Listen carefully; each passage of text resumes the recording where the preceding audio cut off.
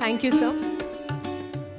Today we are blessed to have one of the international personalities sitting within us who is recognized globally for his work in the intellectual property rights, polymer engineering, innovation-led development, who is a renowned Indian scientist, none other than Dr. Raghunathji Mashelkar. May I now request, he is also a mentor to Janaseva Foundation, and that makes us extremely proud, sir.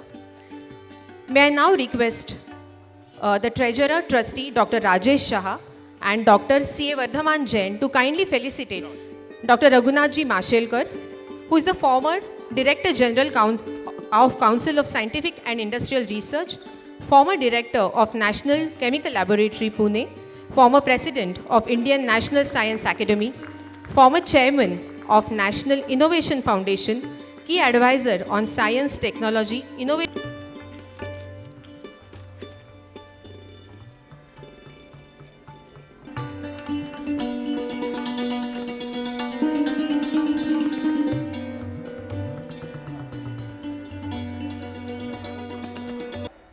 And Secretary of Janaseva Foundation, and Kanchan Bhavi Shroff to felicitate Mrs. Firodia.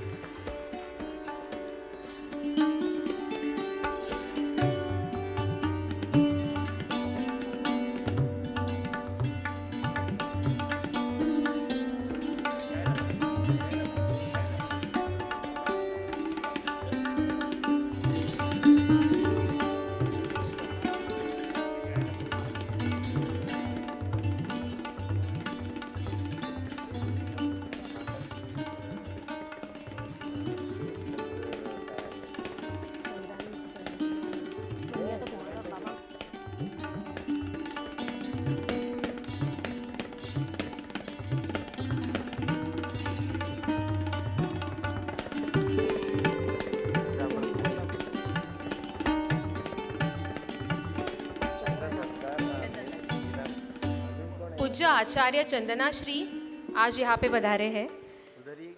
मैं Mrs Meena Shah को request करूँगी कि please उनको वहाँ मीना शाह को request करूँगी please वहाँ पे उनका स्वागत करिए।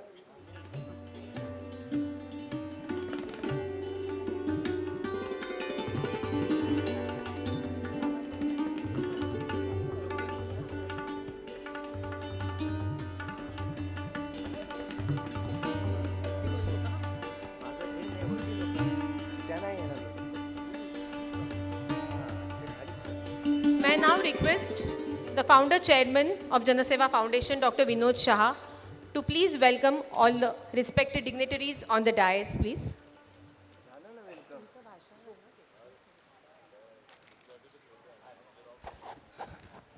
वक्रतुंड महाकाय सूर्यकोटि समप्रभ निर्विघ्नं कुरु मे देव सर्व कार्येषु सर्वदा.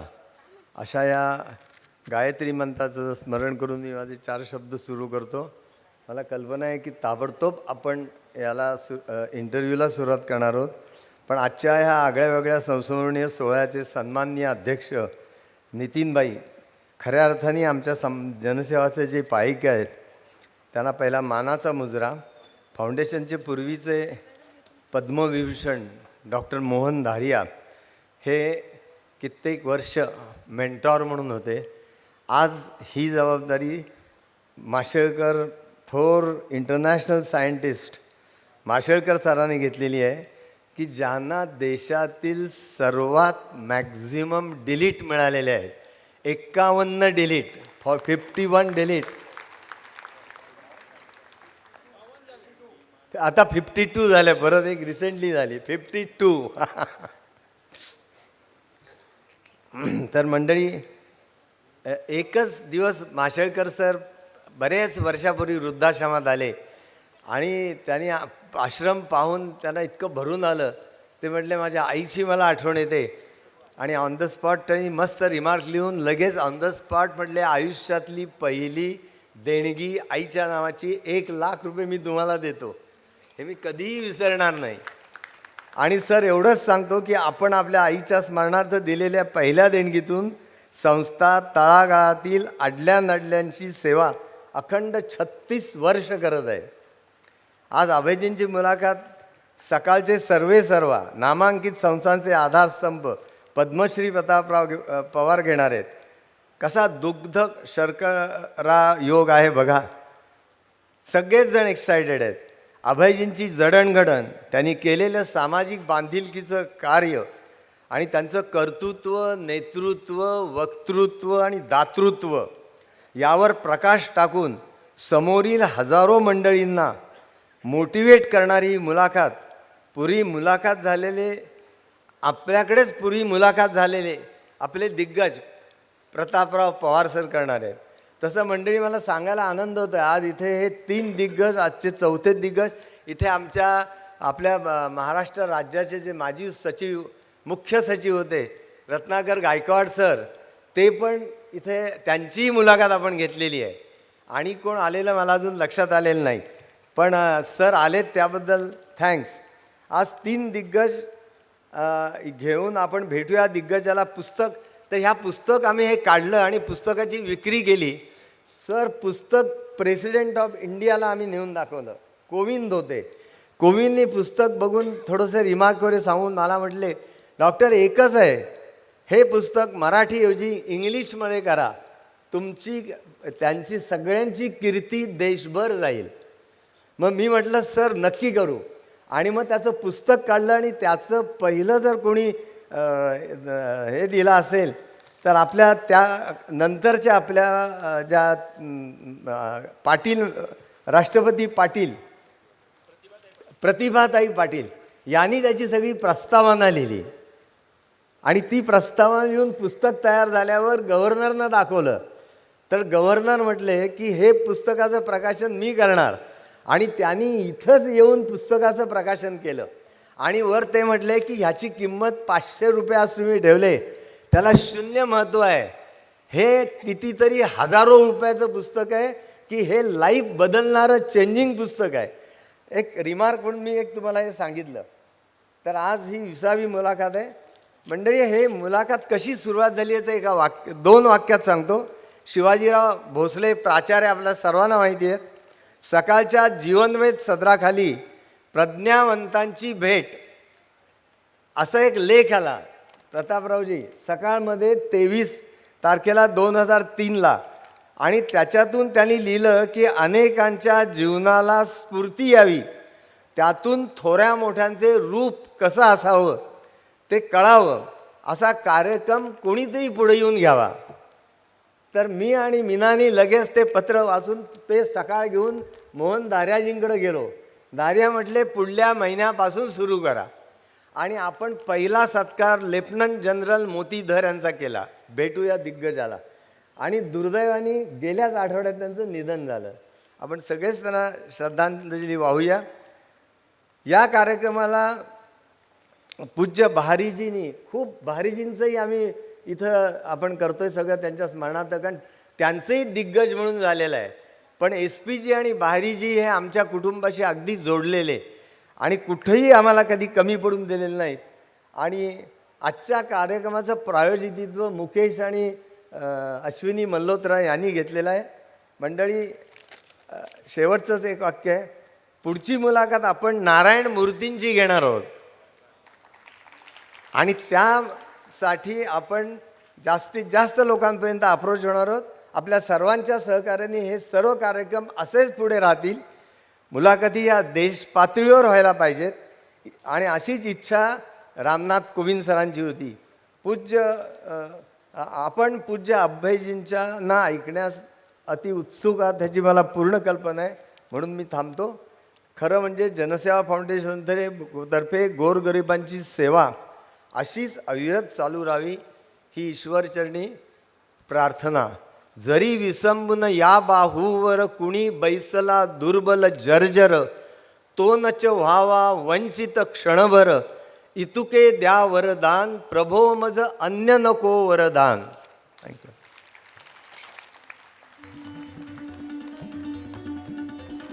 Thank you, sir. Ladies and gentlemen, as I mentioned before, today we are really blessed and honored to have somebody who is recognized globally for his work, none other than Dr. Raghunathji Mashelkar. He's a visionary leader who has inspired generations of scientists, researchers, and entrepreneurs. His advocacy of inclusive innovation, policy reforms, and scientific research continues to influence India's progress in technology and development. May I now request Dr. Raghunathji Mashelkar to please bless us with some words of wisdom. Thank you, sir. आदरणीय अभयजी फिरोदिया, माननीय प्रतापराव पवार साहेब, Nitinbhai Desai, Mukesh Malhotra, doctor Vinod Shah, Meenatai Shah, so many मान्यवर मंडळी इतकी उपस्थित आहे मंचावर आणि प्रेक्षकातही. सर्वांची नावं घेत नाही, त्याला बराच वेळ लागेल. आणि बंधू भगिनींनो, आपणा सर्वांचं मी मनापासून स्वागत करतो. जनसेवा फाउंडेशन जनतेची सेवा करते आहे आणि आत्ताच आपण विनोदजींनी आपल्याला काही माझ्या ज्या भेटी झाल्या होत्या त्याबद्दल त्यांनी सांगितलं.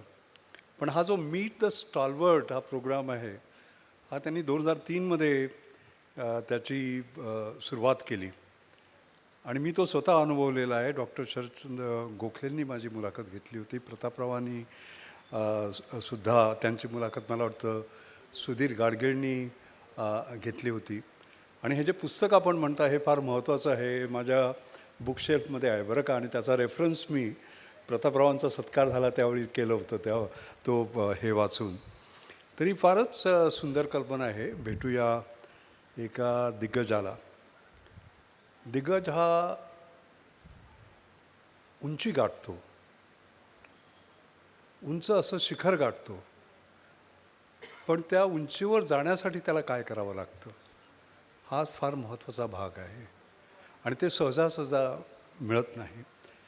आणि म्हणून अशा एखाद्या दिग्गजाच्या प्रेरणादायी जीवनाचा प्रवास पाहून आपण स्वतः कशी प्रेरणा घ्यावी. आणि ते बरीच तरुण मंडळी आहे, त्यांना मी सांगतो की लक्ष देऊन ऐका, हा प्रवास किती महत्त्वाचा असतो.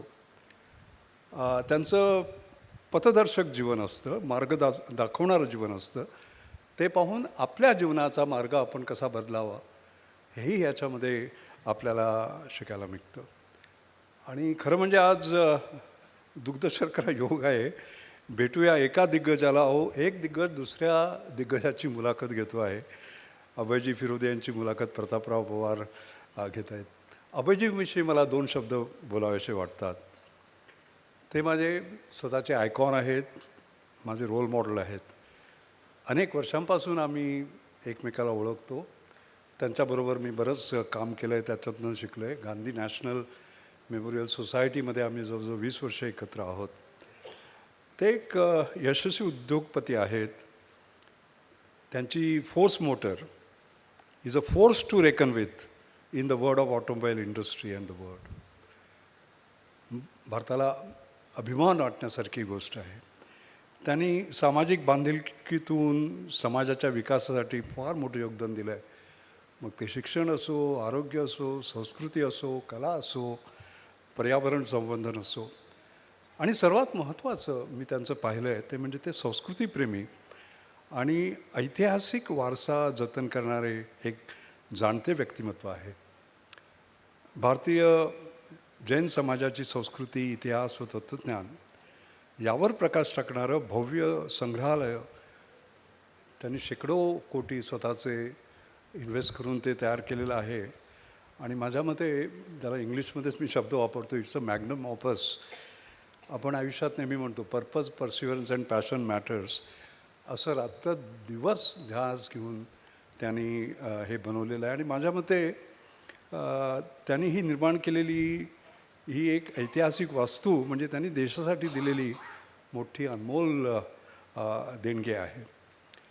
सो बंधू भगिनींनो, अशा एका भव्य व्यक्तीचा, आणि भव्य म्हणजे भव्य, त्यांच्याकडे पहा, आणि भव्य म्हणजे सर्वात दृष्टीने, मनाने, विचाराने, आचाराने, चिंतनशीलतेने, सखोल अभ्यासाने, दातृत्वाने, दानशूरतेने भव्य. अशा सर्वार्थी भव्य व्यक्तीची मुलाखत एक दुसरी दिग्गज व्यक्ती घेणार आहे. मी म्हणेन हे गणेश कला क्रीडा मंदिर आणि आपण सर्व भाग्यवान आहोत. आपण पुणेकर भाग्यवान आहोत. आपलं पुणे भाग्यवान आहे. पुन्हा एकदा जनसेवा फाउंडेशनचे मी आभार मानतो आणि माझे 2 शब्द संपवतो. धन्यवाद.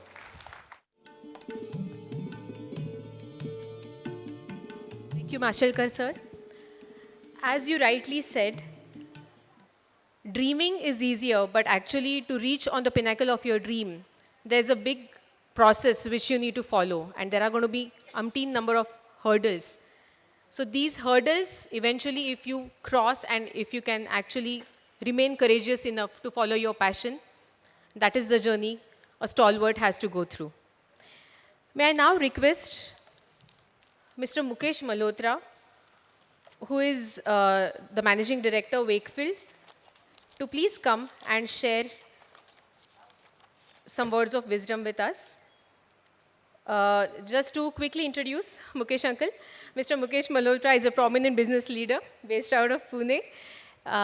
He is the Managing Director of Wakefield and involved with Maratha Chamber of Commerce, and his entire family along with Ashwini Malhotra, they all have support. They are the patrons for Janaseva Foundation and have immensely helped Janaseva Foundation under the guidance of Mr. Bhariji Malhotra, and we are really grateful to the entire family. I now request Mr. Mukesh Malhotra to please share his views. Thank you, sir. I won't be long.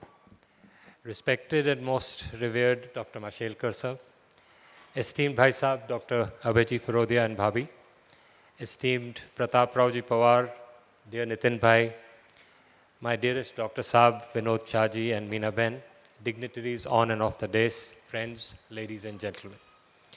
At the outset, I would like to sincerely thank Dr. Vinod Shah and Meena Ben and the Jan Seva Foundation for arranging this very fine function in the memory of my late father and uncle, Shri S.P. Malhotra and Shri Bariji Malhotra. SPG and Bari Sahab had a deep emotional and familial bond with Dr. Vinod and Meena Ben, whose deep, selfless dedication in the service of the underprivileged through Jan Seva, they admired and appreciated very fondly and very deeply.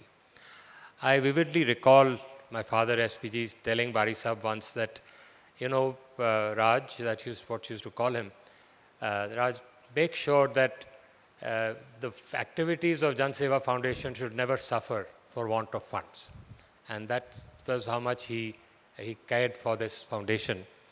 And one of the other things that has always struck me about Dr. Vinod Shah, I remember once he had arranged a function like this in a pretty way out place, far away. And after the function, I asked him, I said, Dr. Sahab, आप ऐसी जगह पे क्यों आप function arrange करते हो? ये पूना में कितनी और बड़ी जगहें हैं, वहाँ कर सकते हैं. It's free मिलता है ना. So, I mean, he did not want to waste money on arranging functions because he wanted to make sure that whatever he got was given for the actual use of the foundation. These emotions were very graciously reciprocated by Dr. Saab and Meena Ben, who became an inseparable part of the Malhotra family. And all of us in the family have been the grateful recipients of the love and affection showered by them on each one of us. My brother Ashwini and myself are indeed honored and privileged to be invited to serve on the board and the governing committee of this very august Jan Seva Foundation, and I thank them for this warm and kind gesture. Our stalwart this evening, my dear and esteemed Babe Bhai Sahab, is a very erudite person with deep and wise insights, as has already been alluded to by the speakers before me. And I, like all of you, am looking forward to listen to his words of wisdom.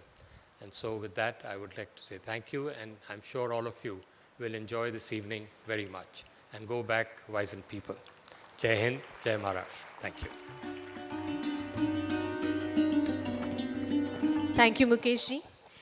May I now request our chairman of the event, Mr. Nitin Bhai Desai, who is himself deeply involved in philanthropy and has been an advisor and a support to Janaseva Foundation for decades now, to please come and share his views. Thank you.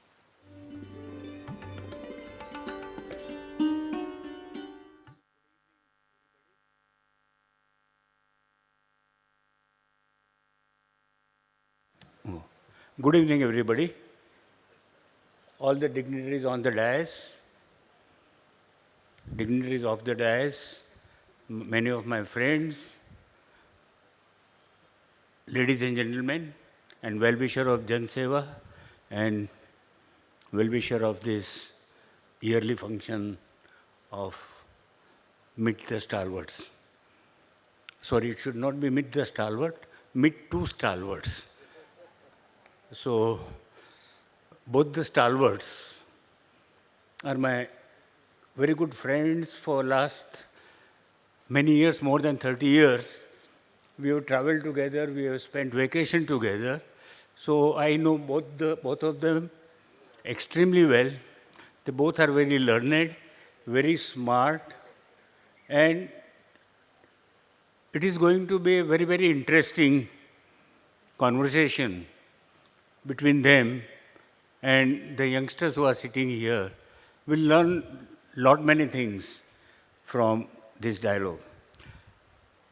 As I conclude, few days back while driving, there was old Hindi movie songs, and one really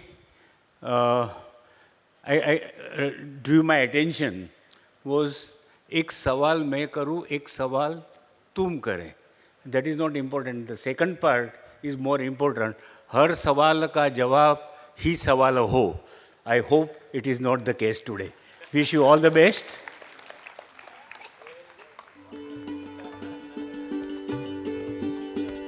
Thank you, sir. We really appreciate your kind words.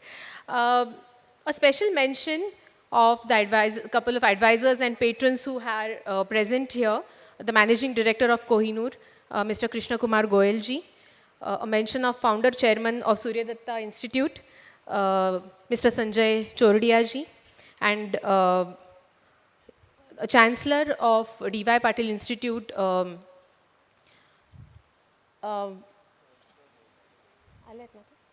Patil sir. I think he's not on the dais. A big round of applause for all of them for their support.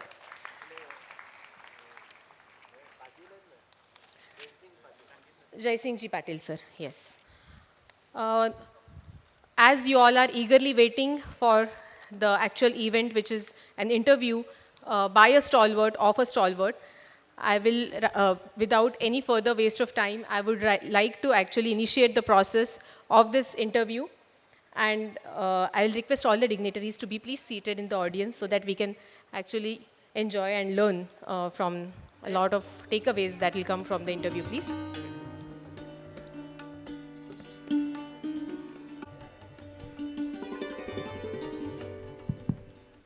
विनोद शेठ सुरू करू.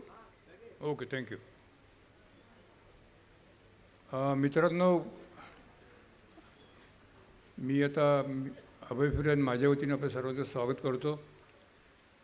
माझ्या दृष्टीने मी हे जी काही मुलाखत आहे, मी मुलाखत धरत नाही आहे. हा मी एक संवाद ठरवतो आहे तुमच्याशी, अभय फिरोद यांची. आणि त्यातनं काही मला माहिती काढता आली की काही तुम्हाला देता आलं तर हा माझा प्रयत्न असेल. अर्थातच फिरोद यांचं सहकार्य मिळेल माझी खात्री आहे.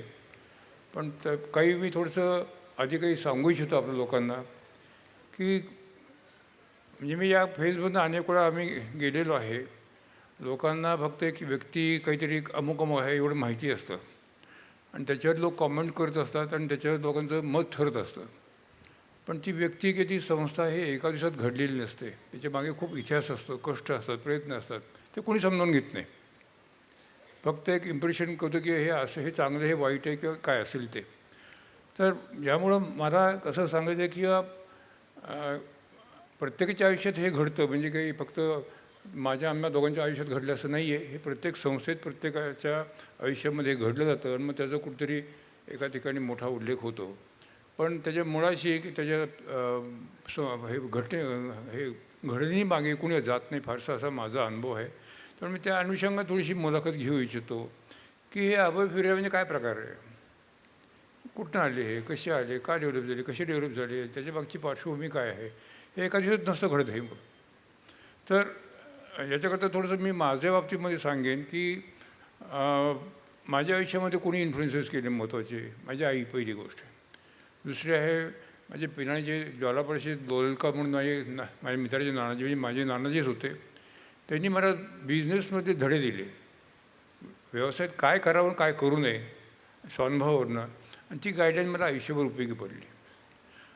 तिसरी गोष्ट ते चंद्रराव किर्लोस्कर की ज्यांनी व्यवसाय करावा पण लोकांना मदत पण करावी, आणि इतर अनेक गोष्टी, की अच्युतराव आपटे की डेडिकेशन म्हणजे काय, असे इतरही लोक आहेत. पण त्याच्यातनं जेव्हा तुम्ही त्यांच्याशी असोसिएट होता तर हे तुमच्या मनावरती किंवा वागण्यावरती संस्कार करतात आणि त्याचा परिणाम तुमच्या वागण्यामध्ये होतो. चौथी व्यक्ती जी आहे ती नवलमलजी फिरोदी आहेत. माझे त्यांचे खूप जवळचे संबंध होते, आणि म्हणजे आता मी असं म्हणू शकतो की सुदैवाने मी नशिबान आहे की या फिरोदी कुटुंबाचे माझे 3 पिढ्याचे संबंध आहेत, नवलमलजी, अभय आणि प्रसन्न. तर हे दुर्मिळ आहे 3 पिढ्यांशी आपली मैत्री असावी, स्नेह असावा, ऋणानुबंध असावेत. पण त्यातला मी एक असल्यामुळे मी काही गोष्टी थोड्याशा मोकळेपणे बोलणार आहे, थोडंसं अभयना पर्सनल प्रश्न पण विचारणार आहे, आणि याच्या मागचा हेतू कृपया आपण समजावून घ्या. पहिली गोष्ट मी थोडंसं अभयच्या बोलण्याच्या ऐवजी मी पर्यंत नवलमलजींपासून सुरुवात करेन, कारण त्यांचा माझ्यावरती इन्फ्लुएन्स आहे. आणि हे का आहे तर आपण हे बघायला पाहिजे की ही फिरोदी फॅमिली कशी घडली, यांची पार्श्वभूमी काय आहे, यांची मॉरल्स काय आहेत, यांचं विचार काय आहेत आणि ॲक्शन्स काय आहेत. म्हणजे अभयचे आजोबा हे सभापती होते, नुसते देशभक्ती होती असे नाही तर ॲक्टिव्ह पार्टिसिपेशन होतं, वकील होते प्रसिद्ध. अभयचे वडील नवलमलजी हे स्वतः उत्तम वकील होते, विचारवंत होते. पण त्याच्यामध्ये एक बुद्धिमत्ता बरोबरच एक विचार असा होता की आपण देशाकरता काय करू शकू. म्हणजे काम करायची इच्छा आहे पण can I do some contribution. आणि त्याच्यामुळं ही त्या वकील विषयाने असून सुद्धा निर्मिती, क्रिएटिव्हिटी किंवा वेल्थ जनरेशन ज्याला आपण म्हणतो असं करण्याचा प्रयास त्यांच्यामध्ये माझा होता. जेव्हा स्वातंत्र्य मिळालं तेव्हा हे या विचाराने भारून गेले होते की ठीक आहे, तर स्वातंत्र्य आपण निवडून मिळवलं, त्याग केला, शिक्षा भोगल्या, पुढे काय, तर मग देशात पुढे न्यायचं. हा विचार नवलजींच्या विचारामध्ये होता. आणि त्यातनं मग ते शोधायला लागले काय काय करता येईल, कसं करता येईल. त्याच्यामध्ये त्यांच्या ध्यानात आलं की लोकांना वाहतुकीकरता खूप त्रासाचं आहे आणि सोपं नाही आहे की त्रास होतो आहे, तर एखादं सोपं स्वस्तातलं एखादं वाहन किंवा साधन करता येईल का, त्याचा त्यांनी शोध घेतला. आणि त्यातनं त्यांना स्कूटरचं सापडलं, आणि त्याच्यातून त्यांनी एकदा असं सायकल रिक्षा पाहिली. मग त्यांना असं हे मोटरच गेलं तर कसं होईल, लोकांचे कष्ट वाचतील आणि लवकर जाऊ शकतील. त्याच्यात त्यांनी ऑटो रिक्षाचं डिझाईन केलं. वकील माणूस, तो विचार असेल, अर्ज असेल, हृदयात आग असेल तर ही सोल्युशन सापडतात. त्याचं म्हणजे उदाहरण आहे. म्हणून मी तुम्हाला सांगतो की या कुटुंबातली अभय फिरोदी व्यक्ती आहे. त्याच्या मागची जो माणूस घडतो तो या पद्धतीने घडत असतो, तो पाहत असतो, तो वागत असतो. आणि त्याच्यामुळं मी त्यांना एक शेवटचा प्रश्न विचारच आहे किंवा तुम्हाला तुमच्या कुटुंबियांच्या मधनं वडिलांकडनं, आजोबांकडनं कुठल्या गोष्टीचे इन्फ्लुएन्सेस झाले की त्यामुळं what you are today you are. स्वतःचा जो कर्तृत्व आहेच आहे, पण ह्या गोष्टींचा जो संस्कार असतो, हेरिटेज असतं, ते कधी दुर्लक्षित करता येत नाही. व्यक्ती संस्था जेव्हा घडते याच्यामागे एक असा इतिहास असतो जो आपण समजून घ्यावा असं मला प्रकर्षण वाटतं. तर म्हणजे पुन्हा मी असं म्हणेन की मी गमतीने सांगतो मी मारवाडी म्हणून, कारण मी पिलानीमध्ये शिकलो. हे मारवाडी नाही, ते मराठी येतं. तर माझ्या डोक्यामध्ये कायम विचार असतो की क्रिएटिव्हिटी, फायनान्स वगैरे या गोष्टी असे चालतात. तर एक मराठी म्हणून मी गमतीने असं म्हणू शकेन की नवलमलजी कोण होते, वकील माणूस, आणि तो हे एम्पायर निर्माण करतो. मग हे कसं होतं तर अशा लोकांना व्यवहार करतो, आणि त्या व्यवहाराचं रूपांतर प्रॅक्टिकल कसं निर्माण करायचं ह्याचं ज्ञान त्यांना आपोआपच येतं. त्यामुळं नवलजींचं जे चरित्र आहे याच्यामध्ये ह्या अनेक गुणांचा संगम आहे. आणि त्यातून हे पुढची जय हिंद इंडस्ट्रीची जन्मात आलेली आहे आणि जी अभयनी प्रचंड प्रमाणात वाढवलेली आहे. तर हे झालं थोडंसं पार्श्वभूमी कुटुंबियांची. तर मला आता अभय फिरोदेंना असं विचारावंसं वाटेल की बाबा तुमचं बालपण माझ्याशी खूप वेगळ्या पद्धतीने गेलेलं आहे. म्हणजे मी जेव्हा फर्ग्युसन लावतो आम्ही दोघे बरोबर होतो तर मला इंग्लिश येत नव्हतं तेव्हा माझी भयंकर पंचायत झाली. त्याच्यानं मी पिनालला गेलो, मला हिंदी येत नव्हतं. तिथे माझी पण अडचण झाली, पण मी शिकलो. पण अभय ही can speak couple of language very fluently. Gujarati बोलायचं बरोबर का, म्हणजे म्हटलं मराठी बोलतो, मराठी बोलतो, इंग्लिश बोलतो, फ्रेंच बोलतो का मला माहीत नाही. पण हे कसं काय या माणसाला जमतं सगळं. तर ह्याच्यामध्ये काही पार्श्वभूमी आहे का, यांच्या शाळासुद्धा वेगवेगळ्या होत्या, त्याच्याने कशी मात केली. तर आपण अशी सुरुवात करूया की लहानपण कसं सुरू झालं. तर अभय या बाबतीमध्ये काय सांगता येईल, शाळेपासून आम्हाला पाहिजे. नमस्कार. प्रतापरावांनी प्रश्न विचारला आहे की माझ्या लहानपणी माझ्यावर काय संस्कार झाले, माझं शिक्षण कसं झालं. मी स्वतःला अशिक्षित समजतो, पहिल्यांदा मला सांगायला पाहिजे. पण माझ्या कुटुंबातले जे संस्कार होते, माझ्या आजोबांना मी पाहिलेलं आहे, माझ्या वडिलांच्या बरोबर तर मी 60 वर्षाचा असताना ते गेले, 56 वर्षाचा असताना. तर त्यांच्याकडनं फार शिकायला मिळालं. दोघेही स्वातंत्र्य सैनिक होते. माझे आजोबा 1927मध्ये इलेक्शनला उभे राहिले होते, ते कॅन्सल झालं इलेक्शन. 37मध्ये निवडून आले, नंतर 46मध्ये निवडून आले. ते गांधीयन होते, त्याच्यापूर्वी ते टिळकवादी होते. सावरकरांच्या बरोबर कॉलेजमध्ये होते, फर्ग्युसन कॉलेजमध्ये, परंतु ते नॉन व्हायलंट होते. म्हणून सावरकर मित्र असतानासुद्धा त्यांनी त्यांच्या व्हायलंट ॲक्शनमध्ये भाग घेतला नाही. माझे वडीलसुद्धा फर्ग्युसन कॉलेजमध्ये असताना 20 वर्षाचे होते. त्यावेळेला त्यांनी स्वातंत्र्य लढ्यात भाग घेतला, त्यांना तुरुंगवास झाला. 20 वर्षाच्या माणसाला तुरुंगवास त्या काळी होणं म्हणजे फार एक एक्सेप्शनल होतं.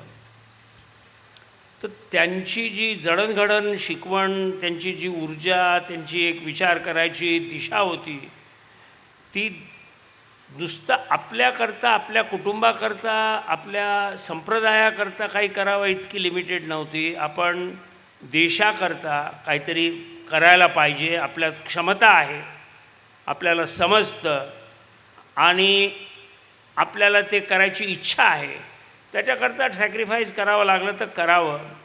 परंतु ही ऊर्जा त्यांनी आमच्या कुटुंबाच्या एकंदरीत इतिहासात आणली. त्या दोघांचेही माझ्यावर फार उपकार आहेत. मी नेहमी हे मानत आलो की मी माझ्या पूर्वजन्मात काहीतरी मोठा पराक्रम नक्कीच केला असणार, नाही तर मला कुंदनमल फिरोज यांचा नातू, नवलमल फिरोजांचा मुलगा, साधन, संपत्ती, सुख, चांगलं स्वास्थ्य, चांगले मित्र का मिळाले. तर मी स्वतःला अत्यंत भाग्यवान समजतो. आणि म्हणून मला असं वाटतं की आपण जे काही करतो आहोत ते चांगलं करावं. आपल्याला कोणत्या गोष्टीची जरूर आहे, हाव आहे, निकट आहे म्हणून नाही, परंतु चांगलं करण्याकरता जे काही करायला पाहिजे ते करावं, असं आम्हाला आमचे पूर्वज सांगून गेले. मी जेव्हा 2 वर्षाचा होतो तेव्हा माझे वडील मुंबईला गेले, कारण त्यांनी 1946 साली ठरवलं होतं की मी आता वकिली करणार नाही, मला इंडस्ट्रीमध्ये जायचं आहे. काय करायचं त्यांना माहीत नव्हतं. सुरुवात केली त्यांनी, अनेक गोष्टी त्यांनी करून पाहिल्या. त्यांनी भडूची इलेक्ट्रिसिटी कंपनी विकत घेतली वगैरे वगैरे. तर त्या काळी त्यांना हे माहीत पडलं की एक ऑटो रिक्षाची जागा आहे, कारण बॉम्बे सरकार त्यावेळेला त्यांनी ठरवलं की सायकल रिक्षा बॅन करायच्या. तर मग त्यांनी ती कल्पना निर्माण केली. त्यावेळेला हैदराबादची प्रागा कंपनी विकाऊ होती, तर ती विकत घ्यायला ते पाहायला गेले. तर आमचे एक कुटुंबिक मित्र होते तिथं, मिस्टर बिरदीचंद चौधरी, ते म्हणाले की तुमची ऑटो रिक्षाची कल्पना फार चांगली आहे, परंतु तुम्ही एकटं करायच्या ऐवजी बजाजबरोबर पार्टनरशिपमध्ये करा. बजाज घराण्याचे आमचे जुने ऋणानुबंध संबंध होते, तर ते पार्टनरशिपमध्ये करायचं ठरलं. म्हणून ती ऑटो रिक्षा जी ज्या कंपनीमध्ये केली त्या कंपनीचं नाव बछराज ट्रेडिंग होतं, ज्याच्यामध्ये माझ्या वडिलांनी 6 आणे शेअर घेतला आणि 10 आणे म्हणजे टोटल एका रुपयाचं जवळजवळ 40% आमच्याकडे होतं, 60% त्यांच्याकडे होतं, अशी व्यवस्था करून जॉईंट व्हेंचर केलं. त्याच्यात त्यांनी ती रिअलाईज केली. तीच कंपनी आज बजाज ऑटो आहे.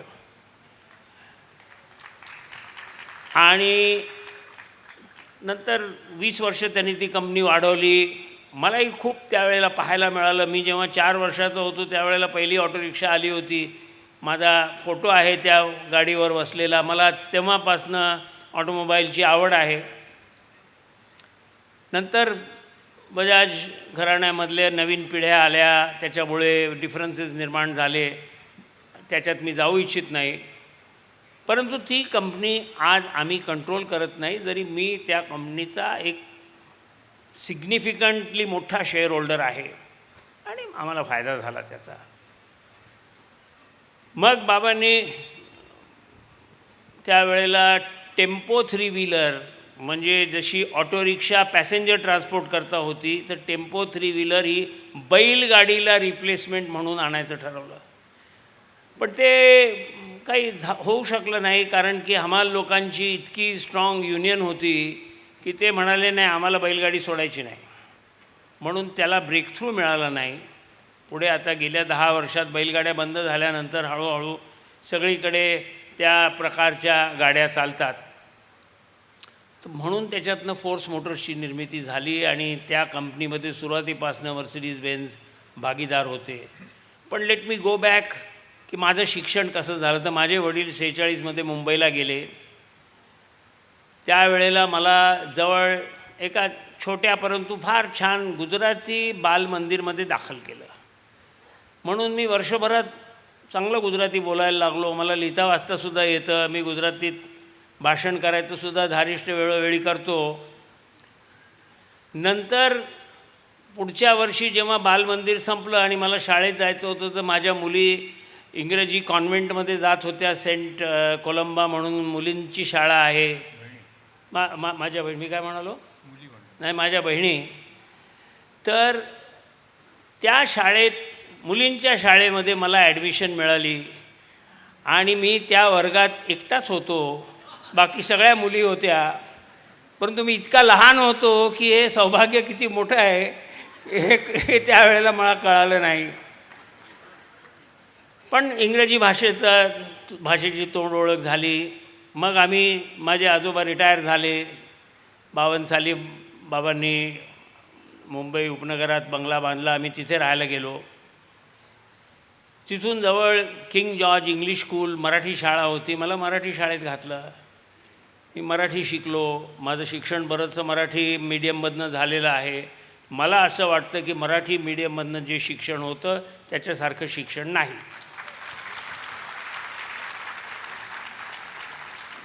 जेव्हा माझ्या मुलांना शाळेत घालायची पाळी आली, त्यावेळेला प्रश्न निघाला कोणत्या शाळेत त्यांनी जायला पाहिजे. तर माझे वडील म्हणाले की पुण्यात चांगल्या मराठी शाळा आहेत. ते मला म्हणाले नाही त्यांना पाठव म्हणून.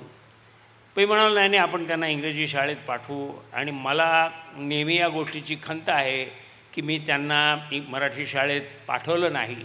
ते चांगले शिकले, सबरले, अत्यंत हुशार, कर्तबगार लोक आहेत, परंतु मराठी शाळेमध्ये जे शिकायला मिळतं ते इंग्रजी शाळेतनं शिकायला मिळत नाही. पुढं मी सिंधिया स्कूल ग्वाल्हेरला गेलो. मुलांची बोर्डिंग स्कूल होती. अत्यंत काय म्हणता येईल भव्य शाळा होती. फक्त 300 मुलं शाळेत होती आणि दर 5 मुलांच्या मागे एक शिक्षक होता. तर अत्यंत सुंदर शाळा होती. आमच्याकडे 11 क्रिकेट ग्राउंड्स होती, फुटबॉल ग्राउंड्स होती, हॉकी ग्राउंड्स होती. सगळं खेळायला मिळालं, शिकायला मिळालं. मी आधी तिथे मला इंग्रजी येत नव्हतं म्हणून हिंदी मीडियममध्ये गेलो. म्हणून सगळं हिंदीमध्ये करा. आता हिंदी देवनागरी वाचता येतं, परंतु शब्द गणित हिंदीत करायचं तर आपण गुणाकार भागाकार म्हणतो, ते काय म्हणतात, ते इथनं सगळी सुरुवात झाली शिकायची. पण एका वर्षात मी व्यवस्थित केलं. वर्गात पहिला आलो त्या वर्षी. आणि मग मला इंग्रजी यायला लागलं म्हणून मी दुसऱ्या वर्षी जेव्हा गेलो शाळेत, तर मी प्रिन्सिपलना म्हणाल मला इंग्रजी ब्रांचमध्ये घाला. त्यांनी माझी एक 15 मिनटं मुलाखत घेतली त्यांच्या ऑफिसमध्ये. म्हणाले की you are okay, you can go to English class. म्हणून मी इंग्रजीमध्ये गेलो. तिथे पहिला आलो मी पहिल्या वर्षी. तर आय गॉट दी ऑपॉर्च्युनिटी. मला हा एक अनुभव मिळाला की मी गुजराती, मराठी, हिंदी, इंग्रजी सगळ्या भाषेतनं मला थोडं शिक्षणही मिळालं. आणि नंतर मला एल्फिन्स्टन कॉलेज मुंबईमध्ये जायचं होतं. मी ॲडमिशन घेतली तिथे. वडील म्हणाले नाही, आपण फर्ग्युसनियन्स आहोत, आपल्याला फर्ग्युसनमध्ये जायचं आहे. आजोबा गेले होते, मी गेलो होतो, तू पण तिथे जायचं आहे. मग मी माझी त्यांनी उचलबांगडी करून पुण्यात आणलं आणि मी फर्ग्युसन कॉलेजमध्ये गेलो. फार मोठा कल्चर शॉक होता. From Scindia school to Fergusson college. तिथे एकदम सिंधिया स्कूलमध्ये डिसिप्लिन, वेळेवर हे करायचं, वेळेवर ते करायचं, तुम्ही अभ्यास केला आहे की नाही सगळं चेक होत असे. ते फर्ग्युसन कॉलेजमध्ये आल्यानंतर कॉलेज, कोएड कॉलेज, त्याच्यामुळे college life became more interesting then studies. आता खरं आहे, त्याला काय करणार. पण पुढे कसा बसा मी माझं एज्युकेशन संपवलं. माझ्या एवढं कॉम्प्लिकेटेड एज्युकेशन कोणाचंच नाही असं अशी माझी समजूत आहे. मी फुल्ली क्वालिफाईड इंजिनियर आहे, परंतु मला पदवी नाही. आणि त्याच्यामागे मोठी गोष्ट आहे, त्याच्यात जात नाही. मग मी एका वर्षामध्ये first year to final year BAच्या सगळ्या परीक्षा मी 21 दिवस देत होतो लाईनीने. आणि एका वर्षात मी BA इकॉनॉमिक्स केलं. तर असं माझं एक शिक्षण झालेलं आहे. आणि नंतर मी 67 साली ज्या वेळेला बजाज आणि आमचं भांडण झालं, कंपन्या सेपरेट झाल्या, फार डिफिकल्ट स्ट्रेसफुल टाईम होता, त्यावेळेला मग मी कामाला लागलो. मला सांगण्यात आलं की आता ही जय हिंद फाउंड्री आहे, इथं तू काम करायचं आहे. अशी माझी सुरुवात झाली. हो. तर मित्रांनो, एक तुम्ही ध्यानात घ्या की एक ऑटो रिक्षा तयार करणं, नोटबंदी केली, आणि 10 लाख करणं, हा जमीन आसमानाचा फरक असतो. हे सामान्य माणसाला माहिती नसतं. त्यांना वाटतं ऑटो रिक्षा करतं. अरे आपल्याकडे अनेक, माझ्याकडे मी थोडंसं टेक्नॉलॉजीमध्ये इंटरेस्ट घेतो. अनेक मुलं माझ्याकडे येतात की साहेब मी एक स्कूटर तयार केली आहे. काय केलं, इकडे टायर घेतात, डंप केलं, टंप केले, बॅटरी गेली आणि केली. पण 10 लाख स्कूटर करायची कॅपॅसिटी आहे का तुझी? ते वेगळं सायन्स आहे, ती वेगळी ॲबिलिटी आहे, ती वेगळी क्षमता आहे. आणि ती नोबल म्हणजे नंतर अभयने एनहान्स केली. आता आपण असं सांगू की अभय, आता मला त्यामुळं मी एवढं कसं सांगितलं हे की ही इन्स्टिट्यूशन उभी करताना अनेक अडचणी येतात, अनेक गोष्टी त्याच्याने बघाव्या लागतात. हे फक्त मॅन्युफॅक्चरिंग नसतं.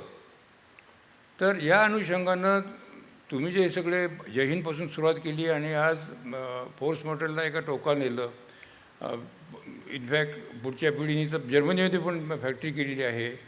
तिसरी गोष्ट म्हणजे हा पटवण्यात हुशार असल्यामुळं BMW आणि मर्सिडीज बेंज या 2 कंपन्यांचं काम हे एकटे करतात. जगातलं एकच उदाहरण आहे. तर हे कसं काय जमवतं तुम्ही, म्हणजे how you manage this, I have not understood. So कदाचित लोकांना हे समजून घेणं आवडेल. आम्ही म्हणजे माझ्या वडिलांनी ज्या वेळेला हे सगळे व्यवसाय सुरू केले, त्यावेळेला भारतात सोशलिझम होतं. सगळ्या गोष्टीची बंदी होती, काही तुम्ही करायचं नाही. तुम्हाला रॉ मटेरियल मिळणार नाही, परवाना मिळणार नाही, तुम्ही मशिनरी विकत घेऊ शकत नाही, तुमची कॅपॅसिटी एवढीच असायला पाहिजे, वाढवली तर दंड होईल. तर अशा परिस्थितीमध्ये तुम्हाला जर ऑटोमोबाईल करायची आहे तर अत्यंत अवघड आहे. कारण एका इंजिनमध्ये 100 वेगवेगळे पार्ट असतात. पिस्टन आहे, पिस्टन पिन आहे, सरक्लिप्स आहेत, सिलेंडर ब्लॉक आहे, गास्केट आहे, शेकडो पार्ट्स असतात. प्रत्येक पार्ट वेगळा असतो. आज भारतामध्ये इतकं मोठं ऑटोमोबाईल प्रोडक्शन होतं. जगातलं 4th largest automobile production is in India. त्या काळी काही नव्हतं इथं. आणि सरकारने परवाना दिला होता की तुम्हाला वर्षाला फक्त 2000 गाड्या तुम्ही बनवायच्या. आता आणि तुम्ही 80% लोकल कंटेंट पाहिजे, तुम्हाला आम्ही इम्पोर्ट करून देणार नाही. तर अशा परिस्थितीमध्ये त्यांनी अत्यंत दृढतेने फार मोठ्या प्रमाणात मेहनत करून सगळे लहान लहान पार्टसुद्धा स्वतः बनवले आणि ते सक्सेस केलं. त्यामुळे आमच्या कंपनीमध्ये इंजिनिअरिंग ॲप्लिकेशन हे पहिल्या दिवसापासनं खोलवर रुतलेलं आहे. आमची प्रवृत्ती, आमच्या मॅनेजमेंटची प्रवृत्ती म्हणून आमच्या इंजिनियर्सची प्रवृत्ती हे डिटेलमध्ये जायची आहे. जे नुसते इन्व्हेस्टर्स आहेत ते म्हणतात हे डिटेल काम सगळं आमचे इंजिनियर करतील, आपण फक्त पैसे पाहायचे. आमची पद्धत तशी नव्हती, कधीच नव्हती आणि आजही नाही. आम्ही सगळे डिटेल पाहतो. कित्येकदा आमच्या एक्झिक्युटिव्सना याचा त्रास होतो की तुम्ही एवढे डिटेलमध्ये का जाता, परंतु ते जर तुम्ही गेला नाहीत तर तुम्हाला जो कंट्रोल पाहिजे तो कधीच येणार नाही. हे आमच्या मनात भिनलेलं आहे, part of our management philosophy, की तुम्हाला सगळं करता यायला पाहिजे. आणि दुसरी गोष्ट जी मला नंतर कळाली की जगामध्ये जे सक्सेसफुल बिझनेसेस आहेत त्यांनी नुसती क्वालिटी करून उपयोगी नाही, त्यांना स्केल लागते. तुम्ही फार मोठे मॅन्युफॅक्चरर असाल तरच टिकाल. जितके तुम्ही लहान तितके फ्रॅजाईल. ज्या कंपन्या भारतामध्ये त्या सोशलिस्ट पिरियडमध्ये 1990 सालपर्यंत मोठ्या प्रोडक्शन लेवलला पोचू शकले तेच सक्सेसफुल आहेत. टाटा आहेत, बजाज ऑटो आहेत. आज बाकीच्या ज्या कंपन्या आल्या आहेत त्या सोशलिस्ट युगातल्या नाहीत, त्या नंतर आलेल्या आहेत. त्यांना अनेक प्रकारच्या सुविधा मिळाल्या. तर स्केल फार महत्त्वाची आहे. आणि मी त्याचं उदाहरण पाहिलं आहे की माझ्या वडिलांनी इथं बजाज ऑटो, बजाज टेम्पो कारखाना सुरू करताना 250 एकर जमीन विकत घेतली. लोक म्हणाले काय वेळ आहे का हा माणूस, 250 एकर जमीन काय करणार 250 एकरचा. आज जे कारखाने आहेत ते कारखाने पसरलेले आहेत आणि सगळ्या कारखान्यांच्या सगळ्या जमिनी जर तुम्ही धरल्या कमीत कमी 1500 एकर जमीन आहे ज्या भरलेल्या आहेत. तर ही दूरदृष्टी आणि अंडरस्टँडिंग की तुम्हाला स्केल लागतं, पुढे मागे हा बिझनेस वाढणार आहे. तर technology of product, technology of process, तुम्ही जे बनवता ते उत्कृष्ट प्रकारे बनवायला पाहिजे, त्याच्यातनं क्वालिटी निर्माण होते. आणि स्केल एक गोष्ट अजून मी सांगतो, नंतर तू तुझी नेक्स्ट गुगली टाक. मी एक सांगणार होतो की तुम्ही जे बोलल्यामध्ये त्यामध्ये कॉस्ट फॅक्टरसुद्धा तितकाच महत्त्वाचा आहे, जो तुम्ही अतिशय ज्युडिशियसली सांभाळता. कारण व्हेकल सामान्य माणसाला परवडलं पाहिजे. त्या बाबतीत मी मारवाडी आहे हे मला सांगायला हरकत नाही. कारण cost control is very important, no doubt about it, but that comes out of detailed tracking and control. तुम्ही ते लूज सोडलं तर तुमचा कॉस्ट कंट्रोल राहत नाही. बरोबर.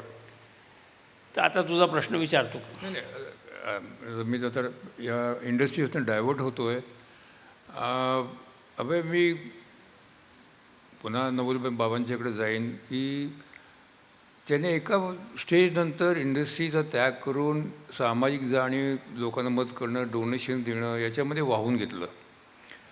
ती ट्रॅडिशन तू पण पुढे ठेवलेली आहेस. आणि मला असं म्हणायचं किंवा हे तुला पण काय तुमच्या फॅमिली हे का वाटलं, हे म्हणजे सामाजिक जाण, समाजाचं चांगलं करणं हे भूमिका मी समजू शकतो, पण याच्याशिवाय आणखी काही विचार किंवा त्याच्यामागे आहेत का की ज्याच्यातनं हे तुम्हाला प्रवृत्त करतं आणि तुम्ही फार मोठ्या प्रमाणात सातत्याने पिढ्यानपिढ्या करता आहात.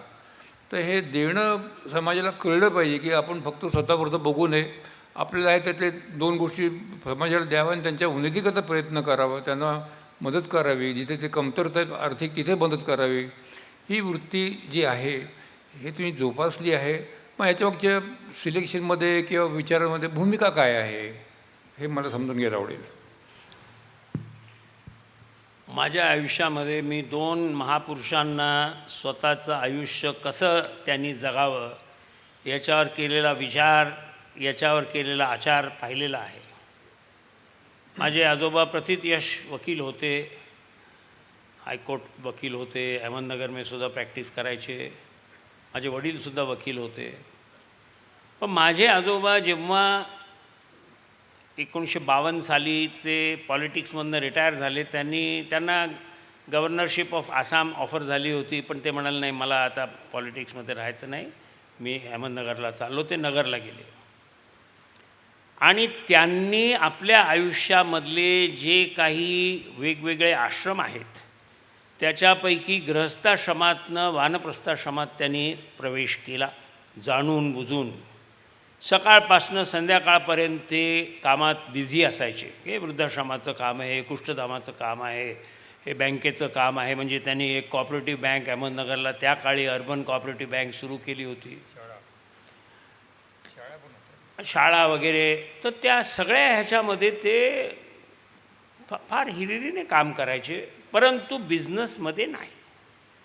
माझ्या वडिलांनीसुद्धा त्यांच्या वयाला जेव्हा 65 वर्ष झाली, त्यांनी स्वतःला बिझनेसमधनं काढून घेतलं. त्यांच्या जागी मला फोर्स मोटर्समध्ये डिरेक्टर बनवलं आणि त्यांनी ठरवलं की मी आता ॲक्टिव्ह बिझनेस करणार नाही. तर त्याच्यानंतर ते कधीही कोणत्याही पोस्टवर नव्हते, कुठल्याही चेकवर ते सह्या करत नव्हते, काहीही डिसिजन्स ते घेत नव्हते.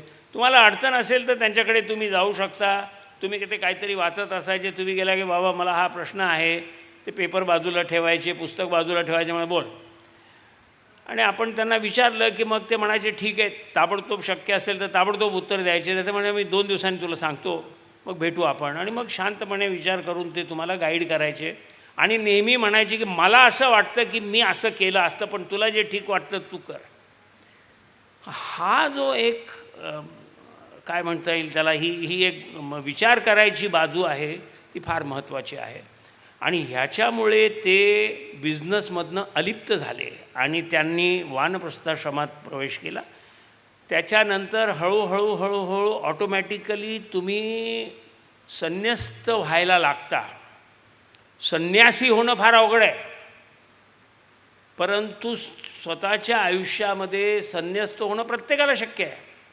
फक्त तुम्ही तो विचार करायला पाहिजे की माझ्या आयुष्यात मी कोणत्या स्टेजला आहे, माझं आयुष्य किती बाकी आहे आणि त्याच्यात मी काय करावं. तर हे मी माझ्या आजोबांचं वडिलांचं पाहिलं. म्हणून जेव्हा मी सुद्धा सुरुवातीला बिझनेसमध्ये आलो तर माझ्यावर फार मोठा बोजा होता कामाचा. आणि माझ्या मुलाला पर्टिक्युलरली आणि माझ्या मुलींनासुद्धा असं वाटतं की तुम्ही आमच्याकडे लक्ष दिलं नाही, आमचं बालपण असंच गेलं. कारण आजकाल तुम्ही पहा, आईवडील मुलांच्याकडे किती लक्ष देतात की आज कुठे सिनेमाला गेला, उद्या कुठे बाहेर जेवायला गेला. मी फार कमी हे केलं, याची मला जाणीव आहे. या बाबतीत माझ्या मुलांवर, माझ्या बायकोवर मी थोडासा अन्याय केला आहे. होय, आम्ही पण तेच केलेलं आहे. 2 गोष्टी. तू आणि मी एकाच माळेचे मणी आहोत. जिथे नितीन देसाई नव्हता म्हणून बसलाय, त्यांनी तेच केलं. पुढे पण तरीसुद्धा तुमच्या कामाबद्दल तुम्ही ज्या वेळेला कामात गुंतलेले आहात, भरभराटीचा वेळ आहे, त्यावेळेला तुम्हाला तिकडे लक्ष देणं प्राप्त आहे. बाकीचं सगळं सोडून ते करायला पाहिजे. मी माझ्या वडिलांना पाहिलं होतं, मी सुद्धा तोच प्रयत्न केला. मी माझ्या कंपन्या कन्सॉलिडेट केल्या, टेक्नॉलॉजी सुधारली, नवीन टेक्नॉलॉजी आणली, रॅशनलायझेशन केलं, रिलेशनशिप्स बनवल्या. माझ्या वडिलांनी मर्सिडीज बेन्झबरोबर फार सुंदर रिलेशनशिप इस्टॅब्लिश केलेलं होतं.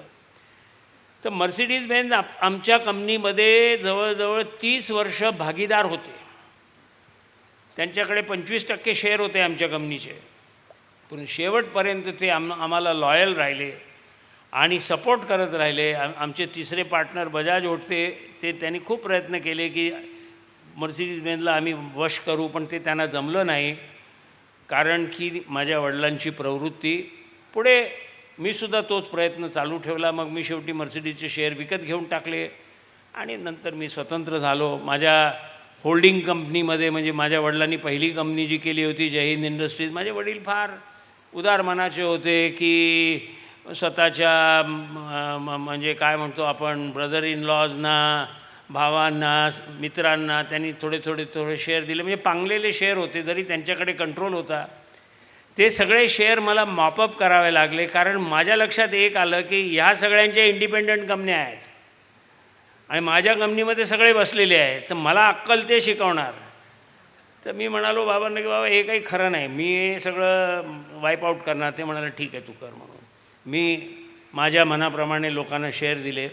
तर हे करणंसुद्धा एक कठीण काम आहे की भांडणं न करता तुम्हाला control on the company, on the business, the scale of the company, scale of the business, profitability of the company, relationships with employees आणि relationships with partners and shareholders, हे सगळं अनेक, म्हणजे ते सर्कसमध्ये 7-8 चेंडू तो उडवत असतो तसं आहे.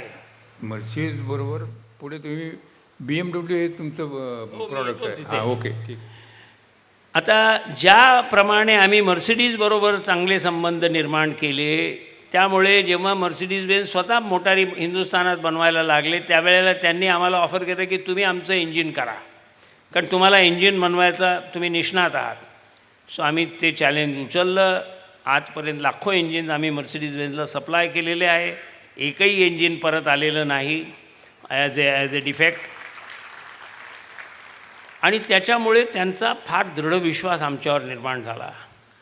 पुढे ज्या वेळेला दुसऱ्या कंपन्या आल्या, BMW आल्या, तर त्यांनीसुद्धा चौकशी केली की चांगलं इंजिन बनवणारे कोण आहेत. तर माझ्या मुलाने पुढाकार घेऊन BMW बरोबर संबंध बनवले. त्यांनी आमचं इंजिनचं काम पाहिलं, त्यांनीसुद्धा आम्हाला दिलं. मग रोल्स रॉईस कंपनीचं एक मोठा इंजिन बनवायचा कारखाना जर्मनीमध्ये होता. तो तिथं जर्मनीमध्ये सफल होत नव्हता, कॉस्ट फार होत्या, त्यांना तो कारखाना बंद करायचा होता. तर माझी त्यांच्या चेअरमनशी ओळख होती. मी त्याला म्हणालो बंद का करतो, आमच्याकडे देऊन टाकतो, आम्ही चालवू. MTU ती रोल्स रॉईसची एक जर्मन सबसिडियरी आहे, MTU म्हणून. ते रणगाड्यांचे इंजिन करतात, शिप्सचे इंजिन करतात, मोठमोठी इंजिन्स करतात. त्याच्यापैकी एक इंजिनची लाईन आम्ही घेतली आणि त्याचा आम्ही इथे कारखाना बनवला आहे. त्याच्यामध्ये मी सुरुवातीला जरी इनिशिएटिव्ह घेतलं तरी पुढचं सगळं काम माझ्या मुलांनी केलं आहे आणि तो कारखाना अत्यंत व्यवस्थित चाललेला आहे. तर इंजिन बनवण्यामध्ये रोल्स रॉईस, BMW, मर्सिडीज अशा लोकांनी आमच्याबरोबर प्रेमानं काम केलं आहे आणि आम्हाला त्याचं फार सॅटिस्फॅक्शन आहे. का असे पार्टनर तुम्हाला कुठनं मिळणार आणि तुमच्यावर एवढा विश्वास ठेवतात, त्या विश्वासाला जागायला पाहिजे. उद्या जर गोंधळ झाला आणि मर्सिडीज बेन्झचे इंजिन फेल व्हायला लागले तर इट्स अ डिझास्टर. तर ते होऊन देता कामा नये, ही जाणीव नेहमी ठेवावी लागते. Very good. तर आणि हे आपोआप नाही होत, याच्यामुळे प्रचंड कष्ट, दक्षता, अनेक गोष्टीचं असं मॅनपॉवर ट्रेन करायला लागते, ती जबाबदार असावी लागते. आपल्याला कोण उपयोग नाही आहे, पुढच्या पिढीला, पुढच्या कामगारांना हे समजावं लागतं आणि ते संबंध टीम जेव्हा काम करते ते अशी घटना घडते. आता मी थोडंसं व्यक्तिगत याच्यावर येतो अभय, की आम्ही जेव्हा चर्चा करतो, वेगवेगळ्या विषयाने बोलतो. आता नितीन देसाई म्हणाले की आम्ही अनेक वेळा प्रवास एकत्र केलेला आहे, करतो. आम्ही जेव्हा बोलतो ते कुठलाही विषय काढला की he is above our knowledge. तर हे सगळं कसं, ह्या कॉम्प्युटर जो आहे किंवा काय त्याला म्हणायचं इन्सायक्लोपीडिया आहे, how do you update your self in all subjects. There is hardly subject which I know where you don't have better knowledge than me. Go ahead. त्याचं असं आहे, थोडंसं स्पष्ट बोलतो की जेव्हा तुम्ही म्हणता की अमुकाचं नॉलेज मोठं आहे, याचा अर्थ की दुसऱ्याचं थोडं कमी आहे. हो, माझं कमी आहे ना. पण राजकारण, economics, strategic, global strategic thinking हे माझे आवडीचे विषय आहेत. राईट. मी कॉलेजमध्ये होतो तेव्हापासनं मला नाही वाटत की त्यावेळेला जेव्हा मी कॉलेजमध्ये होतो तेव्हा मी कॉमर्स मॅगझिन वाचत असे. वाडीला डागळी बनवायचे. मी इकॉनॉमिक अँड पॉलिटिकल वीकली, जो रमेश थापड तो पुढे कम्युनिस्ट होता, ते सगळे मी वाचायचो. अगदी दर महिन्याला मी सबस्क्राईब करून वाचायचो आणि कित्येक वर्ष, जवळजवळ 30-40 वर्ष मी रोज तासभर तरी वाचत असे. टी व्ही आल्यानंतर ती थोडी सवय कमी झाली आणि कोविडनंतर तर मी वाचन करायचं सोडून दिलं. मी सकाळसुद्धा आजकाल वाचत नाही. मी फक्त यूट्यूबवर पाहतो आणि I keep my knowledge fresh. सकाळचे पैसे देता ना तुम्ही आम्हाला? नाही, त्याचं काय आहे की आमच्याकडे जो न्यूजपेपर टाकायचा त्याने मी एकदा म्हणालो की मला अमुक एक न्यूजपेपर पाहिजे हिंदीचा, तर तो म्हणाला आमच्याकडे येत नाही, आम्ही देऊ शकत नाही. तर आमच्या माणसाला मी म्हणालो तर असं काय तो म्हणतो की आपण एवढे न्यूजपेपर त्याच्याकडनं अर्धा रोज घेतो आणि तो नाही म्हणतो त्याला आणायला पाहिजे, आपण त्याचं बिल देणार नाही, तर सांग. तर तो आमच्या अकाउंटंटकडे गेला आणि नंतर येऊन मला म्हणायला लागला, साहेब त्या माणसाने गेल्या 20 वर्षात एकही पेपरचा एकही पैसा तुमच्याकडनं घेतलेला नाही आहे, तुम्हाला तो पेपर फुकटात देतो. तर जेव्हा मी प्रतापरावांना सांगितलं की बाबा मी सकाळ वाचतो परंतु मी पैसे देत नाही त्याचे, तर त्यांना फार वाईट वाटलं. मला फार ते म्हणाले बरोबर नाही म्हणून. माझे केस डोक्याचे गेले 2-4. पण जो कपाट अब एक साधारणपणे दिवसाचं आता सध्याचं म्हणजे पूर्वीचं आपल्याला माहिती आहे वेळ कसा घालवतो, काही हॉबीज किंवा थोडं स्वतःला नीट ठेवणं, आरोग्य नीट ठेवणं किंवा अप टू डेट ठेवणं, या बाबतीमध्ये how do you what's your normal routine? म्हणजे प्रत्येकाच्या आयुष्याच्या वेगळ्या टप्प्यावर वेगळ्या वेळेची रुटीन बदलते हे मी मान्य करतो. सध्या कसं चाललं आहे? मला हे नेहमी वाटतं की God has given me good health. मी काही फार मोठा डिसिप्लिन्ड स्पोर्ट्समन आहे किंवा फार डिसिप्लिन्ड माणूस आहे अबाउट माय डेली रुटीन, असं नाही. नॅचरली मला देवी कृपेमुळे चांगलं शरीर मिळालं आहे आणि मी त्याची रिजनेबल काळजी घेत आलेलो आहे. इतकं असतानासुद्धा मी बऱ्याच अडचणीतनं गेलो आहे. माझा बायपास झाला, त्याच्यानंतर मला आज 7 स्टेंट आहेत, 7 स्टेंट्स.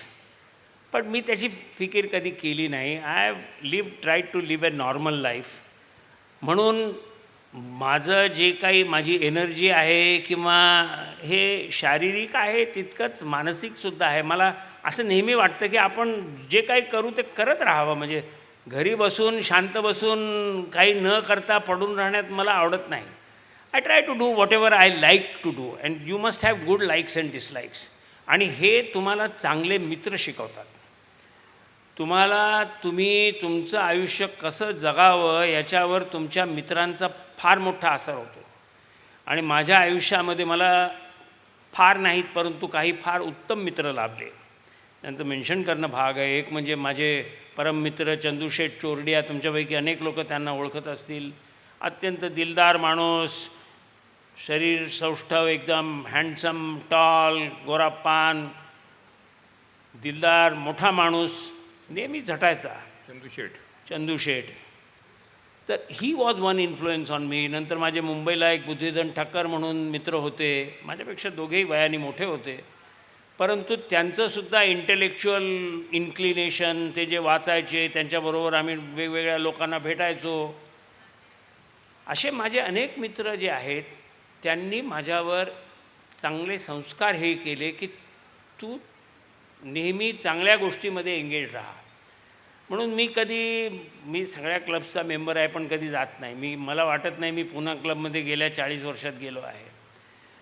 माझी नितीनभाईची ओळख पुन्हा क्लबमध्ये माझं लग्न व्हायच्या आधी मी जायचो तेव्हा बिलियर्ड्स खेळताना झालेली आहे, पण त्याच्यानंतर मी कधी गेलो नाही परत क्लबमध्ये. आणि मला असं वाटतं की तुमच्या शरीराची तुम्ही नॉर्मल काळजी घेतली तर ते सफिशियंट आहे. उगाच फार जास्त आजकाल लोक म्हणतात की हे केटो डाएट करा आणि हे करा आणि ते करा, हे सगळी नाटकं मी करत नाही. दुसरं आता एक शेवटच्या प्रश्नाकडे येतो आहे. जर्मनीसारख्या देशाने अतिशय मोठा बहुमान तुमचा केला, विच इज नॉट कॉमन. किंवा ह्या असे सन्मान मिळण्यामागे डिलीट मिळाल्या वगैरे, किंवा तुम्ही अनेक संस्थांमध्ये काम केलं, मराठा चेंबर असो, ॲक्मा असो, ते सगळ्या बाबतीमध्ये असं काही सांगता येईल का कुठल्या संस्थेत थोडंसं तुम्हाला जास्त समाधान आहे? आपण सगळेच काम करतो, पण एखाद्या संस्थेचं वैशिष्ट्य किंवा अनुभव सांगता येईल की इथे मला जास्त काम किंवा इथे मला जास्त समाधान मिळालं, असं काही सांगता येईल का? दोन प्रकारच्या संस्थांशी माझा संबंध आला. जे व्यावसायिक संस्था आहेत. मी 1982 साली ॲक्माचा चेअरमन होतो, ऑटो कंपोनंट मॅन्युफॅक्चरर्स असोसिएशन. म्हणजे आज त्याला 45 वर्ष झाली. त्यानंतर मी 1992 साली CIAMचा प्रेसिडेंट झालो. नंतर मला इंडो जर्मन चेंबरचा प्रेसिडेंट केला जर्मन लोकांनी. नंतर प्रतापरावांनी मला बळजबरीने मराठा चेंबरचा प्रेसिडेंट केला. ऐकत नव्हते, बळजबरी करावी लागली. तर असे व्यावसायिक अनेक, मी CII नॅशनल काउन्सिलचा जवळजवळ 15 वर्ष मेंबर होतो. तर अनेक अशा संस्थांमधनं मी काम केलं आहे. त्या संस्थात काम करण्यामध्ये मजाही येते, पण त्या संस्थांना वाहून घ्यायचं मी कधी केलं नाही. मी चांगला संबंध ठेवला. माझ्यावर जेव्हा जबाबदारी आली तेव्हा पार पाडायचा मी प्रयत्न केला. आणि दुसऱ्या संस्था म्हणजे ज्या सामाजिक संस्था आहेत किंवा ज्या चॅरिटेबल इन्स्टिट्यूशन्स आहेत, तर ह्याच्यामध्ये सगळ्यात माझ्यावर ज्याचा परिणाम झाला ती संस्था म्हणजे विरायतन. आज ताई महाराज इथे बसल्या आहेत. विरायतनची स्थापना त्यांनी 50 वर्षापूर्वी केली होती. मी विरायतनशी माझे वडील गेल्यानंतर त्यांनी बळजबरीने मला विरायतनमध्ये काम करायला लावलं, म्हणून विरायतनशी माझा संबंध वाढत गेला. पण मला तिथे एक गोष्टीची जाणीव झाली की सेल्फलेसली तुम्ही किती मोठं काम करू शकता. Right, absolutely right. आणि ह्यांनी बिहारमध्ये अवघड ठिकाणी करप्शन एवढं, गुंडागर्दी एवढं प्रचंड मोठं काम केलेलं आहे. जे आय हॉस्पिटल त्यांनी सुरू केलं, त्या आय हॉस्पिटलमध्ये 10 लाख डोळ्यांचे ऑपरेशन्स आत्तापर्यंत झालेली आहेत बिहारमध्ये. शाळा केलेल्या आहेत, नक्सल भागात शाळा केलेल्या आहेत की लोक तिथे दिवसा ढवळ्या जायला भितात. तर या साध्वीनी तिथे जाऊन शाळा चालवल्या. तिथले जे गुंड आहेत ते येऊन त्यांचे पाय धरतात की हमारे बच्चों को आप सुधार रही है, आपको यहाँ कुछ नहीं होगा, म्हणून त्यांना 24 तास वीज मिळते, पाणी आहे, सिक्युरिटी आहे, त्यांच्या शाळेला कोणी हात लावू शकत नाही. अशा प्रकारे काम करायची जी एक त्यांची स्फूर्ती आहे, it rubs of on you. Very good, very good. आणि मग अनेक अशा इतर संस्था आहेत ज्यांच्याशी माझा संबंध आला. काही इंटेलेक्च्युअल संस्था आहेत, जसं भांडारकर इन्स्टिट्यूट आहे. मी काही वैदिक स्कॉलर नाही, मी श्रमण स्कॉलरसुद्धा नाही, परंतु मला आवड आहे ह्या गोष्टीची. म्हणून जेव्हा मला ते अप्रोच झाले की आपल्याला ही संस्था टर्न राऊंड करायची आहे, तुम्ही बरोबर येता का? मी म्हणालो येतो मी. आणि I got a chance to work in Bhandarkar institute. अत्यंत होरी इन्स्टिट्यूट आहे, मोठी मोठी कामं करतात. तर तिथेही फार शिकायला मिळतं तुम्हाला संस्थेकडे कसं पाहावं. हा विनय आहे आणि वस्तुस्थिती पण आहे की you are a student all your life. He is an example.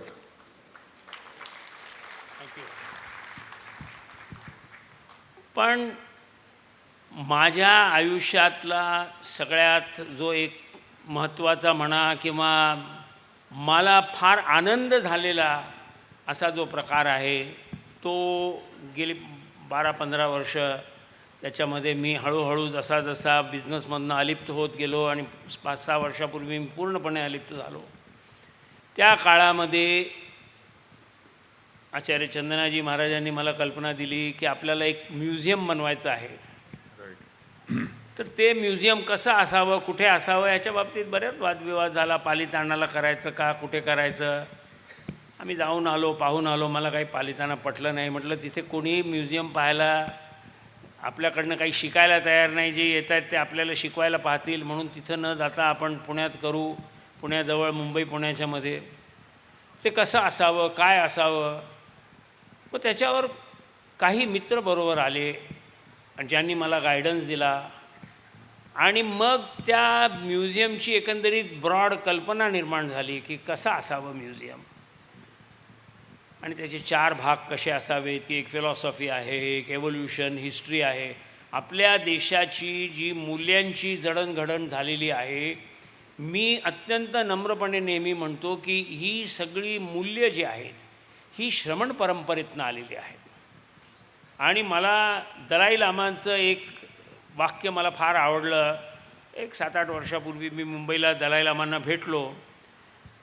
तर त्या मीटिंगमध्ये 8-10 लोक होते. ती एका मुलीने त्यांना प्रश्न विचारला की your holiness what is religion, धर्म काय आहे. त्यांचं उत्तर फॅन्टॅस्टिक उत्तर होतं. एक वाक्य ते म्हणाले, religion is the process of enhancing faith in values, not faith in God, not faith in religion, in values. म्हणजे मूल्य तुम्ही पाळणे हाच धर्म आहे. आणि तुमची जी मूल्य आहेत तो तुमचा धर्म आहे. तुमची मूल्य चांगली असतील तर तुमचा धर्म चांगला आहे. तुमची मूल्य मारामारी करायची, हाणामारी करायची असतील तर ते चुकीचं आहे. तर इथून इन्स्पायर होऊन ताई महाराजांच्या गायडन्सखाली, माझ्या मित्रांच्या सहकार्याने, आणि मग अनेक मित्र भेटले. मला फिलॉसॉफीवर काम करायचं होतं. तर मी माझ्या एका दिल्लीतल्या ओळखीच्या माणसाने मला सांगितलं की शुगन जैन आहेत, त्यांना भेटा तुम्ही. त्यांनी मदत केली. मग मला हिस्ट्री एव्होल्युशनबद्दल पाहिजे होतं. तर मी प्रोफेसर अरविंद जामखेडकर आहेत, त्यांना फार मुश्किलने मनवून आणलं. ते काम करायला लागले, त्यांनी मदत केली. असे अनेक लोक, शरयू दफ्तरी आहेत ज्या आर्टच्या अगदी मास्टर आहेत, त्यांनी भारतीय संस्कृतीतलं सौंदर्य कसं दाखवावं हे मला पटवून दिलं. आणि त्या म्युझियममध्ये मग हे सगळं आलं. 10 वर्ष आमची मोठी टीम आहे जी याच्यावर काम करते आहे. आणि ते साकार झालं आहे आता. म्हणजे मला प्रतापराव, मी थोडंसं दुसरीकडे जाऊन ह्याच्यावर येतो. जेव्हा माझे आजोबा फार आजारी होते, त्यांच्या आयुष्यातल्या शेवटल्या महिन्यात पुण्यात जहांगीर नर्सिंग होममध्ये होते ते, तर रोज त्यांच्याकडे झोपायला मी त्यावेळेला कामाला लागलो होतो. मी जात असे.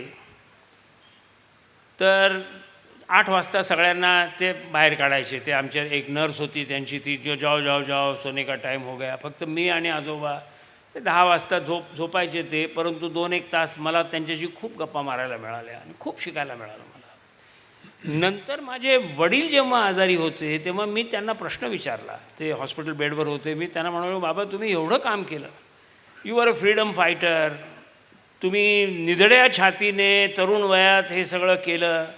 नंतर you built industry from scratch, you created an engineering product, an innovation, and you built it to scale which today is so great. आणि नंतर तुम्ही हे सगळं सोडून चॅरिटी करायला लागला. तुम्हाला मजा सगळ्यात जास्त कशात आली? तर ते मला म्हणाले, without doubt the last phase of my life, when I could serve the public, serve humanity through various activities, is the happiest for me. तर ही शिदोरी मनाशी घेऊन मी चाललेलो आहे. याचा अर्थ असा नाही की मी फार मोठा दाता आहे. मगाशी ते म्हणाले कर्तृत्व, नेतृत्व, दातृत्व वगैरे, मराठी फार चांगला आहे, परंतु मी साधा माणूस आहे.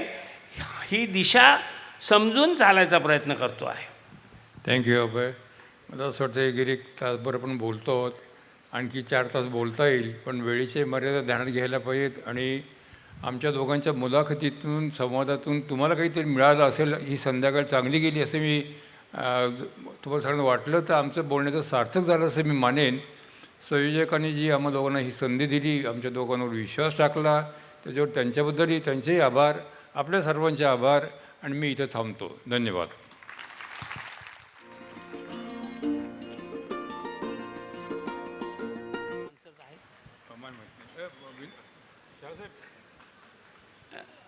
डॉक्टर, क्वेश्चन आन्सर काही प्रश्न आन्सर आहेत? सॉरी, मी ते विचारलं नाही. कोणाला प्रश्न विचार त्यांनी हात वरती करावा, म्हणजे माईक तिथे नेता येईल, कारण इथनं कळत नाही आहे कोणाला विचारायचं का. नाही तर आपण we can close the session. ह्याच्या रेलिंगच्या मागे तिथं कोणी जाऊ शकतं?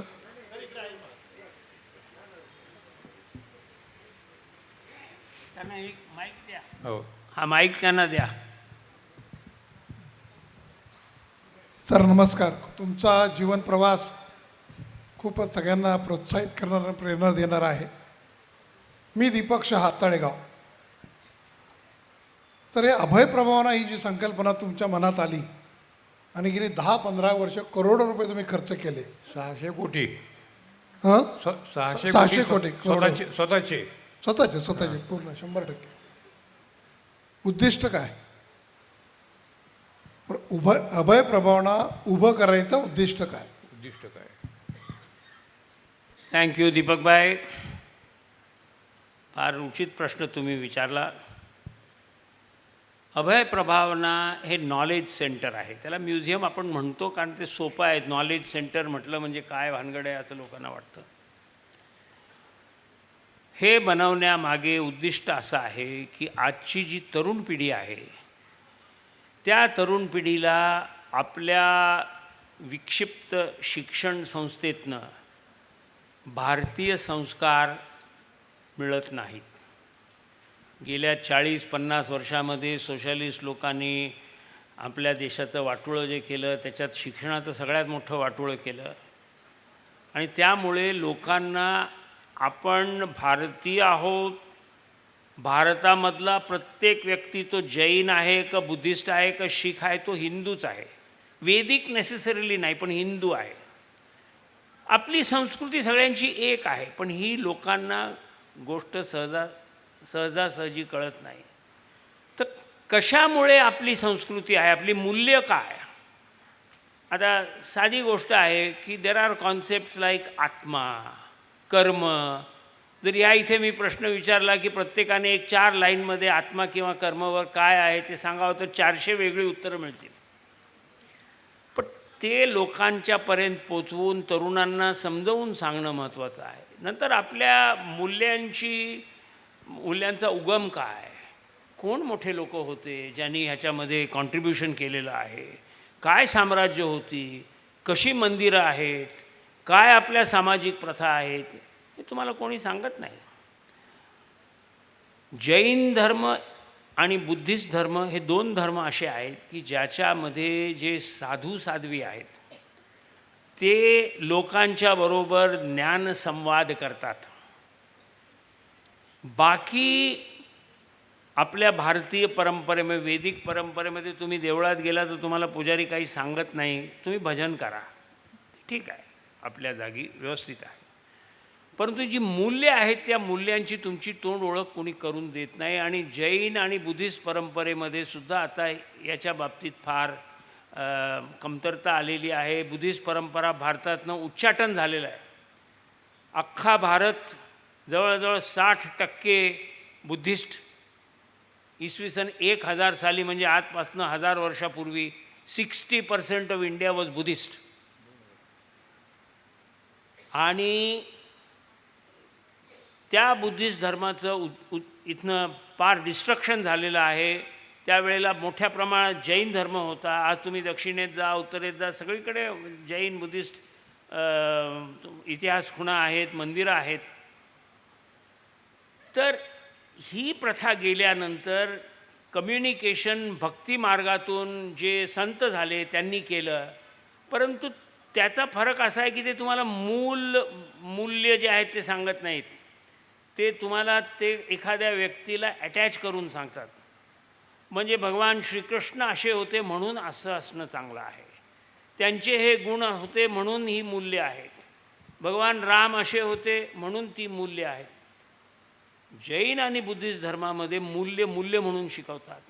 ते आज कोणालाही अवेलेबल नाही आणि भक्ती मार्गावरील लोकांचा, तरुणांचा विश्वास नाही. म्हणून हे म्युझियम बनवलेलं आहे की जिथं ह्या गोष्टीचं तुम्ही जर 2 दिवस ते एका दिवसात कोणीही म्युझियम पूर्ण पाहू शकत नाही, इतकं प्रचंड मोठं आहे ते. 2 दिवस जर तुम्ही तिथे गेलात किंवा मुलं 1 दिवस जरी अख्खा तिथे गेले आणि त्यांनी सगळं पाहिलं तर त्यांना बऱ्यापैकी कल्पना येते की आपली परंपरा काय आहे, आपली मूल्य काय आहेत आणि म्हणून आपण आहोत. एका उर्दू कवीने म्हटलं आहे की यूनान मिस्र रोमा मिट गए जहाँ से, कोई कुछ बात है कि हम आज भी है बाकी. म्हणजे ग्रीस, इजिप्त, रोम, मोठमोठ्या संस्कृती संपल्या, आज नामोनिशान नाही. पण आपली तीच संस्कृती चालू आहे का? कारण काहीतरी आहे. ते काय आहे? ती मूल्य आहेत, सामाजिक, वैयक्तिक. जो आपण धर्म म्हणतो, धर्म म्हणजे पूजा नव्हे, धर्म म्हणजे मंदिर नव्हे, धर्म म्हणजे तुम्ही जे करता, जे व्हॅल्यूज आहेत, तो धर्म. तो काय आहे हे सिंपल पद्धतीने एक्सप्लेन त्याच्यात केलेलं आहे. मॉडर्न टेक्नॉलॉजीने केलेलं आहे. ऑडिओ व्हिज्युअल, इमर्सिव्ह रियालिटी, अमुक तमुक सगळं आहे त्याच्यात. म्हणून एवढा वेळ लागला, म्हणून एवढा खर्च आला. पण मी पहिल्या दिवशी ठरवलं होतं, ताई महाराज म्हणाले आपल्याला करायचं, आपण करू. जसं जसं आम्ही पुढं जात गेलो, बजेट वाढत घेतलं. आधी असं वाटलं होतं की 100 कोटी रुपयात होईल, नंतर 100चे 200 400 वाढतच गेलं. ते म्हणजे मारुतीचं शेपूट जसं वाढतं तसं ते आपलं वाढतच होतं. पण आम्ही सोडलं नाही, म्हटलं नाही आपल्याला करायचं हे, आणि म्हणून हे झालं. आणि माझ्या आयुष्यात तर मला याच्यात फार मजा आली. गेली 10 वर्ष माझी फार आनंदात गेलेली आहे. आता माझ्याबरोबर काम करणाऱ्या लोकांना कदाचित माझा त्रास झाला असेल, ती गोष्ट वेगळी आहे, परंतु मला फार आनंद आला.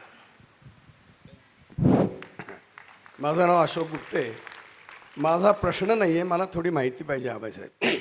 तुमच्याशी बोलताना 2 गोष्टीची जाणीव झाली की तुम्ही अतिशय मोठ्या आवाजात बोलता, स्पष्ट बोलता आणि ठामपणे बोलता. तर ते हा आत्मविश्वास तुम्ही कुठून मिळवला आणि त्याचा काही तोटा झाला का? माझा आवाज मोठा आहे कारण मला ऐकू कमी येतं, म्हणून मी मोठ्याने बोलतो. लोकांना असं वाटतं की हा फार आत्मविश्वासाने बोलतो आहे. तो एक कोलॅटरल इफेक्ट आहे. स्पष्टपणे बोलायचं मी माझ्या वडिलांकडनं, आजोबांकडनं शिकलो की तुम्हाला जे काही सांगायचं स्पष्ट सांगा राव, उगाच आडवळणाने सांगून काय उपयोग आहे.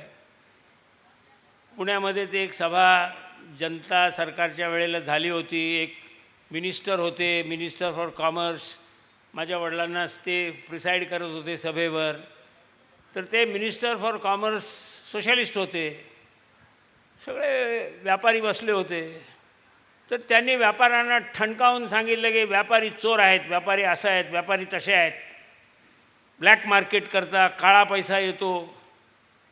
मग माझ्या वडिलांची जेव्हा वेळ आली तर त्यांना म्हणते, त्या मिनिस्टरला म्हणाले ओपन सभेमध्ये की याला जबाबदार तुम्ही आहात.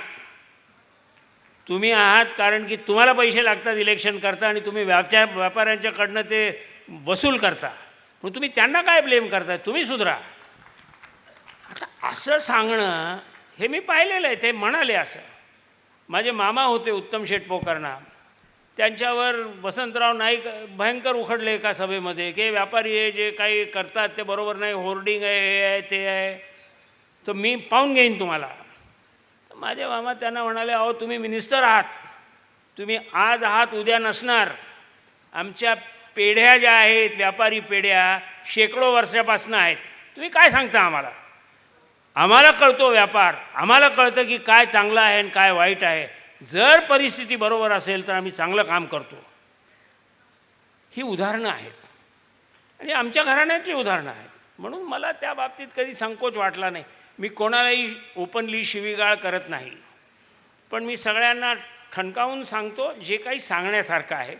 प्रायव्हेटमध्ये मी जरा कदाचित जास्त जोराने बोलत असेन, परंतु पब्लिकमध्ये बोलताना त्याची इज्जत ठेवून स्पष्ट बोलणे जरुरीचं आहे असं मला वाटतं. That's my conviction.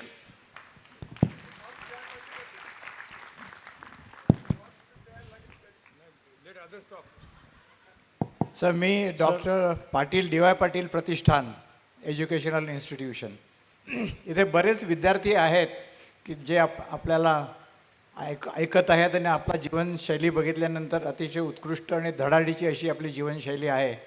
तर आपल्यातर्फे त्या विद्यार्थ्यांना आपण काय संदेश द्याल की जेणेकरून ते पण असे मोठे उद्योजक होऊ शकतील?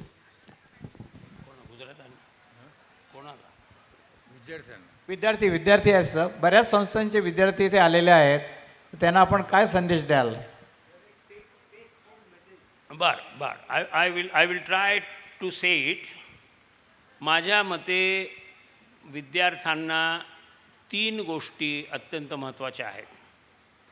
पहिली गोष्ट म्हणजे त्यांचं शरीर सौष्ठव वाढवणे, बळ वाढवणे, हा एक भाग झाला. जो विद्यार्थी हे करत नाही तो स्वतःला आयुष्यामध्ये हँडिकॅप करून घेतो.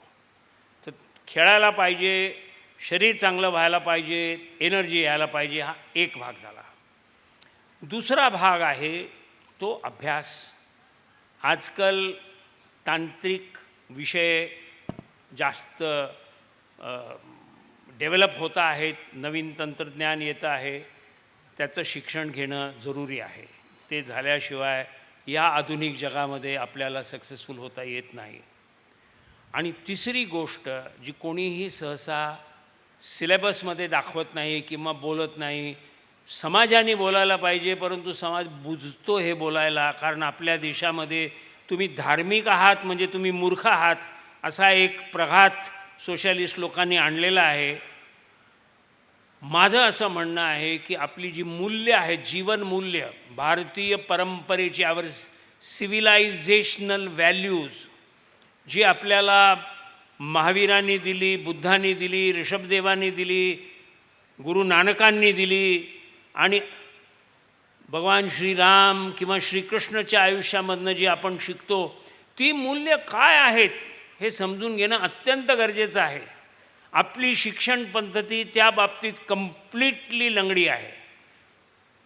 हे ते करत नाहीत जाणून बुजून. म्हणजे रामायण तुम्ही वाचू नये असा त्यांचा प्रयत्न आहे. तर तुम्ही उभे राहून हे ठरवायला पाहिजे की नाही, आम्ही आमच्या भारतीय परंपरेची मूल्य काय आहेत हे समजून घेऊ. मला आयुष्यामध्ये अनेक गमतीशीर लोकांचा माझा संबंध आला. मी जेव्हा कॉलेजमध्ये होतो तेव्हा माझा एक मित्र, तो महात्मा गांधींचा नातू, राजाजींचा नातू, चांगला मित्र होता माझा. त्यांची एक संस्था होती MRA म्हणून. तर मी त्याच्यात सामील झालो. खूप चांगलं काम करायचे ते. मग तो मला म्हणाला, अभय यू कम फुल टाईम. तर मला प्रश्न पडला की मी जर फुल टाईम जायचं ठरवलं तर मला माझ्या वडिलांच्याकडे जाऊन हे सांगायची हिंमत नव्हती. तर मी आईला म्हणालो की असं असं आहे तर मी काय करू. त्यावेळेला रजनीशजी मुंबईमध्ये होते. ते आचार्य रजनीश होते, भगवान झालेले नव्हते त्यावेळेला. तर माझी आई मला रजनीशकडे घेऊन गेली. रजनीश आमच्या ओळखीचे, फार पारिवारिक ओळख होती. तर रजनीशजी मला म्हणाले कैसे आहे, कारण ती काही त्यांची प्रवचनाची वेळ नव्हती. तो माझी आई म्हणाली की अभय बोलता ऐसा ऐसा करने का, तो आप उसको बताइए. तो त्यांनी म्हणाला क्या आपके मन में विचार है.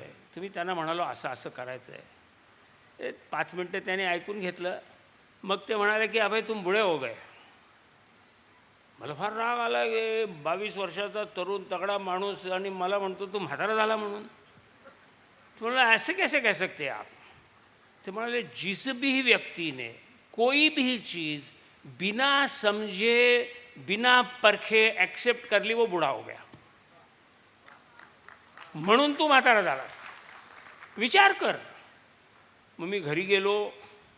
2 दिवस शांत डोक्याने विचार केला. मग मी त्याला सांगून टाकलं की बाबा मला काही फुल टाईम बिल टाईम जमणार नाही, मला हे तुझं पटत नाही. विचार केल्यानंतर चांगलं काम करतोस ते करत राहा, माझ्याकडनं होईल ती मदत करीन, पण तुम्ही हे येणार नाही. ही जी गोष्ट आहे की तुम्ही स्वतः तुमच्या मूल्यांबद्दल, तुमच्या जीवनाबद्दल विचार करणं जरुरी आहे. कोणी तुम्हाला काहीही सांगितलं, किती प्रचंड मोठा माणूस आहे, त्याने सांगितलं की नाही नाही हे बरोबर आहे ना, आपण लगेच हो हो हो बरोबर आहे असं म्हणणं बरोबर नाही. तो काय म्हणतो ते ऐका, समजून घ्या, पटत असेल तर करा. विद्यार्थी दशेमध्ये हे कळणं फार महत्त्वाचं आहे. हॅलो, आता थांबूया आपण. Time to stop. Just last question. Okay, last question. यर हॅलो, इकडे मी रोहित बोराना आहे, पुण्यावरनं आहे. मला एक प्रश्न विचारायचा आहे. Firodia family works on three principles: शटोटी, कसोटी and hatoti. If you can elaborate on that, and also if you can talk about Firodia's association with PMT because I know Naval Bhau used to work with PMT. Or, he was associated with PMT. PMT म्हणजे काय? Pune Municipal Transport. नाही नाही, तसं नका सांगू, विचारू काहीतरी, हे समथिंग व्हॅल्युएबल विचारा. सर आपली जर परमिशन असेल तर या साईडला आहे मी इथे. कुठे बोलताय? this side. ओके, डावीकडे. हां बोल. तुमचा अतिरिक्त वेळ न घेता आपण अतिशय सुंदरपणे एका पिढीकडून दुसऱ्या पिढीकडे, दुसऱ्या पिढीकडून तिसऱ्या पिढीकडे ज्या प्रकारे बिझनेस हँडओव्हर झाला याचं अतिशय सुंदर वर्णन केलं. मला एक क्युरिओसिटी अशी आहे, मी doctor Pratiksha from Suryadatta group of institutes. थोडक्यात माझा प्रश्न असा आहे की एका पिढीने दुसऱ्या पिढीला, दुसऱ्या पिढीने तिसऱ्या पिढीला दिलेला कन्सिस्टंट कुठला कानमंत्र आहे ज्याच्यामुळे आजही तुम्ही तिसरी पिढी, चौथी पिढी व्यवसायामध्ये टिकून आहात? सोप्या भाषेत सांगायचं म्हणजे माझे आजोबा किंवा माझे वडील अत्यंत मॉडर्न लोक होती. अस्खलित इंग्लिश बोलायचे, खूप वाचन केलेलं होतं, पण राहणीमान अत्यंत भारतीय होतं. खादी घालायचे, साधे राहायचे. तर त्यांच्याकडनं मी हे शिकलो की तुम्ही मॉडर्नाइज व्हा, वेस्टर्नाइज होऊ नका. थँक्यू. वेस्टर्नायझेशनमध्ये तुमची मूल्य बिघडतात. त्यांच्या ज्या फाजील कल्पना आहेत त्याला तुम्ही बळी पडता. आणि तुम्ही जर मॉडर्नाइज झाला, वेस्टर्नाइज नाही झाला, तर तुम्ही आजच्या जगाशी, आधुनिक विज्ञानाशी, आधुनिक जगातल्या दळणवळणाशी, कम्युनिकेशनशी एकरूप होऊ शकता, सक्सेसफुल होऊ शकता. तुमची मूल्य जी आहे ती तुम्ही पाळायला पाहिजेत. Thank you very much. ही मुलगी आहे शेवटची. एक शेवटचा प्रश्न टाकळकरांच्या शेजारी. सर, एक त्या अभय प्रभावनाबद्दलचा एक प्रश्न आहे सर. कोण आहे मध्ये? थांबा, एका वेळी एक जण बोलतोय, त्या बोलतायत आता. नमस्कार सर, माझं नाव ऋतुजा कुलकर्णी. माझा प्रश्न असा होता की आता आपण बघतोय की AI टेक्नॉलॉजीकडे सगळीकडे आहे. तर AI टेक्नॉलॉजीमुळे आपली संपूर्ण जीवनशैली बदलते आहे, इंडस्ट्रीज बदलते आहे, आपण एक प्रकारचा डिस्ट्रप्शन्स बघतो आहोत. तर या सगळ्या बदलत्या परिस्थितीकडे तुम्ही ॲज अ इंडस्ट्रियलिस्ट म्हणून कसं बघता?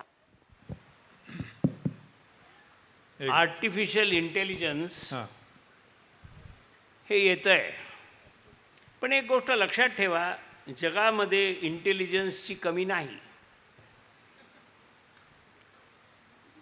जी कमी आहे ती ॲप्लिकेशनची आहे. तर तुम्ही ते आर्टिफिशियल इंटेलिजन्स जे आहे ते तुम्ही कसं वापरता, म्हणजे माझ्या मते artificial intelligence is the next evolution from computation. आज तुम्हाला गणित करायचं आहे, अवघड गणित, तर तुम्ही कॅल्क्युलेटर घेऊन लगेच करता. पाढे येत आहेत का? नाही. माझे वडील अडीचकी, दीडकी वगैरे गणितं करायचे आणि एका मिनटात तुम्ही कॅल्क्युलेटरवर काहीतरी करता, त्याच्या आधी त्यांचं उत्तर तयार असायचं.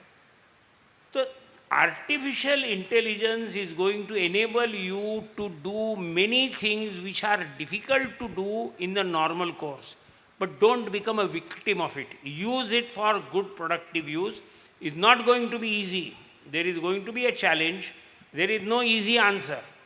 I am part of a think tank which is thinking about the next generation technologies. मी काही त्याच्यामध्ये फारसा ॲक्टिव्ह नाही, परंतु त्या ग्रुपवर मी आहे, त्यांच्या मीटिंग्स मी अटेंड करतो. हा प्रश्न सगळ्यांना भेडसावतो आहे आणि सगळ्यांना असंच वाटतं की अरे जग पुढे निघून जाईल, आपण मागे राहू. आपण जगाला मॅथमॅटिक्स शिकवलेलं आहे. Computer language is based on our mathematics. The whole binary system is based on us. मला आर्टिफिशियल इंटेलिजन्सची बिलकुल भीती वाटत नाही. फक्त आपल्याला उगाच आर्टिफिशियल करण्यात अर्थ नाही आहे. Natural intelligence is always better than artificial intelligence. हे एक साधन आहे, ते वापरायचं कसं, हा तुमचंही इंटेलिजन्स आहे. मला वाटतं थांबूया आता. दिस इज गुड इन. एक मिनिटाचा प्रश्न. अभय प्रभावना अतिशय भव्य दिव्य प्रकल्प आहे आणि आपण ज्या उद्देशाने स्थापन केलेलं आहे की आपल्या युवकांना, नव्या पिढीला काहीतरी जीवनमूल्यांचं त्यापासून शिकवण मिळेल. तर आता आम्ही जातो तिथे अभय प्रभावना पाहायला, ते बहुतेक सिनियर सिटीजन किंवा सिनियर लोक जातात. या विद्यार्थ्यांना, वेगवेगळ्या कॉलेजच्या विद्यार्थ्यांना अभय प्रभावनामध्ये येण्यासाठी काहीतरी विशेष योजना आपण राबवावी असं आम्हाला वाटते. कारण मी एका कॉलेजचा संस्थापक आहे. आम्ही कॉलेजमध्ये सांगतो, पण सगळ्या कॉलेजमध्ये याबद्दल काहीतरी प्रचार प्रसार झाला पाहिजे. पटकन ते थांबणार नाही. या विशेष योजना तयार झाल्या आहेत आणि त्यांची ओळख ठिकठिकाणी करून द्यायचा कार्यक्रम सुरू झाला आहे. आणि मला असं वाटतं की अशा गोष्टीला लोकांना त्या कळण्याकरता वेळ लागतो, पण ते कळेल आणि फुटफॉल्स वाढतील. मी जेव्हा बिझनेसमध्ये नुकताच दाखल झालो होतो त्यावेळेला मी मार्केटिंगच्या 4 पिलर समजलो. पहिलं म्हणजे प्रॉडक्ट. तुम्ही जे विकता आहात, तुम्ही जे ऑफर करता आहात, must be the best, must be good, नाही तर कोणी घेणार नाही. तुम्ही कचरा पैसे देऊनही विकू शकत नाही. Second is price, third is promotion, and fourth is place. तर आमचा प्रॉडक्ट चांगला आहे, आमची प्राईस जी आहे ती लोकांना जास्त वाटते, कारण लोकांना फुकटात पाहायची सवय आहे. जे प्रमोशन आहे ते आम्ही करतो आहोत. प्लेस याचा अर्थ की तुम्हाला तिथं जाऊन घेता यावं. तुमच्या घराच्या जवळ जर मोटरसायकलचं दुकान असेल तर तुम्ही सहजासहजी मोटरसायकल घेऊ शकता, पण तुम्हाला जर मुंबईला जायला लागलं मोटरसायकल घ्यायला तर तुम्ही 10दा विचार करा कोण जाईल, पाहू नंतर. तर लोकांना आम्ही म्युझियम लोकांच्या घरी आणू शकत नाही, पण तो लोकांना म्युझियममध्ये नेऊ शकतो. पर्टिक्युलरली तरुणांकरता अशा स्कीम्स तयार झाल्या आहेत. माफक दरामध्ये आम्ही स्वतःच्या खर्चाने ग्रुप्स, एकटा दुकटा नाही, एका कॉलेजने, एका संस्थेने म्हणावं की आमचे 40, 60, 80, 150 लोक येणार आहेत. आम्ही त्यांना पिकअप करून नेऊ, आम्ही त्यांना म्युझियम दाखवू, आम्ही त्यांना जेवू घालू, त्यांना परत नेऊन सोडू माफक दरात. मी एक गोष्ट मानतो की काहीही फुकट द्यायचं नाही. ज्या माणसाला तुम्ही फुकटाची सवय लावता तो वाया जातो. म्हणून तरुणांनी शिकायला पाहिजे की आपल्याला याच्यातनं काहीतरी मिळतं आहे आणि we have to pay a reasonable price. Sir, एक शेवटचा आणि महत्त्वाचा प्रश्न. मी doctor Virendra Shete, MITR design technology university. Sir, असं म्हटलं जातं की प्रत्येक यशस्वी पुरुषामागे त्यांच्या अर्धांगिनीचा फार महत्त्वाचा वाटा असतो, आणि आपण याबद्दल थोडंसं बोलला तर फार महत्त्वाचं राहील. तर प्लीज. अवघड प्रश्न आहे. हो हो, बोलणार, त्या बोलत असतील तर मला वाटतं की, पण आमचं एक ठरलेलं आहे की पब्लिकमध्ये फक्त मी बोलायचं, प्रायव्हेटमध्ये फक्त त्या बोलतात, म्हणून त्या इथं बोलणार नाहीत. पण मी एवढं सांगतो की ही गोष्ट खरी आहे, परंतु ही माझ्या मते बायकांना जास्त खुश करण्याकरता सांगण्यात मोठ्याने येते.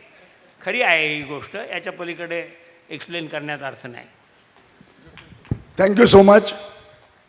जनसेवा फाउंडेशनच्या वतीने आज द मीट द स्टॉलवर भेटूया दिग्गजांना कार्यक्रमासाठी खास जनसेवा फाउंडेशनच्या विनंतीला मान देऊन श्री अभयजी फिरोदे आज उपस्थित झाले, आणि त्यांची मुलाखत एक दुसऱ्या मीट द स्टॉलवर प्रतापराव पवार यांनी घेतली. मला वाटतं जर आपल्याला सगळ्यांना मुलाखत पसंत पडली असेल तर एक स्टँडिंग ऑडिशन आपण नक्की द्यायला पाहिजे.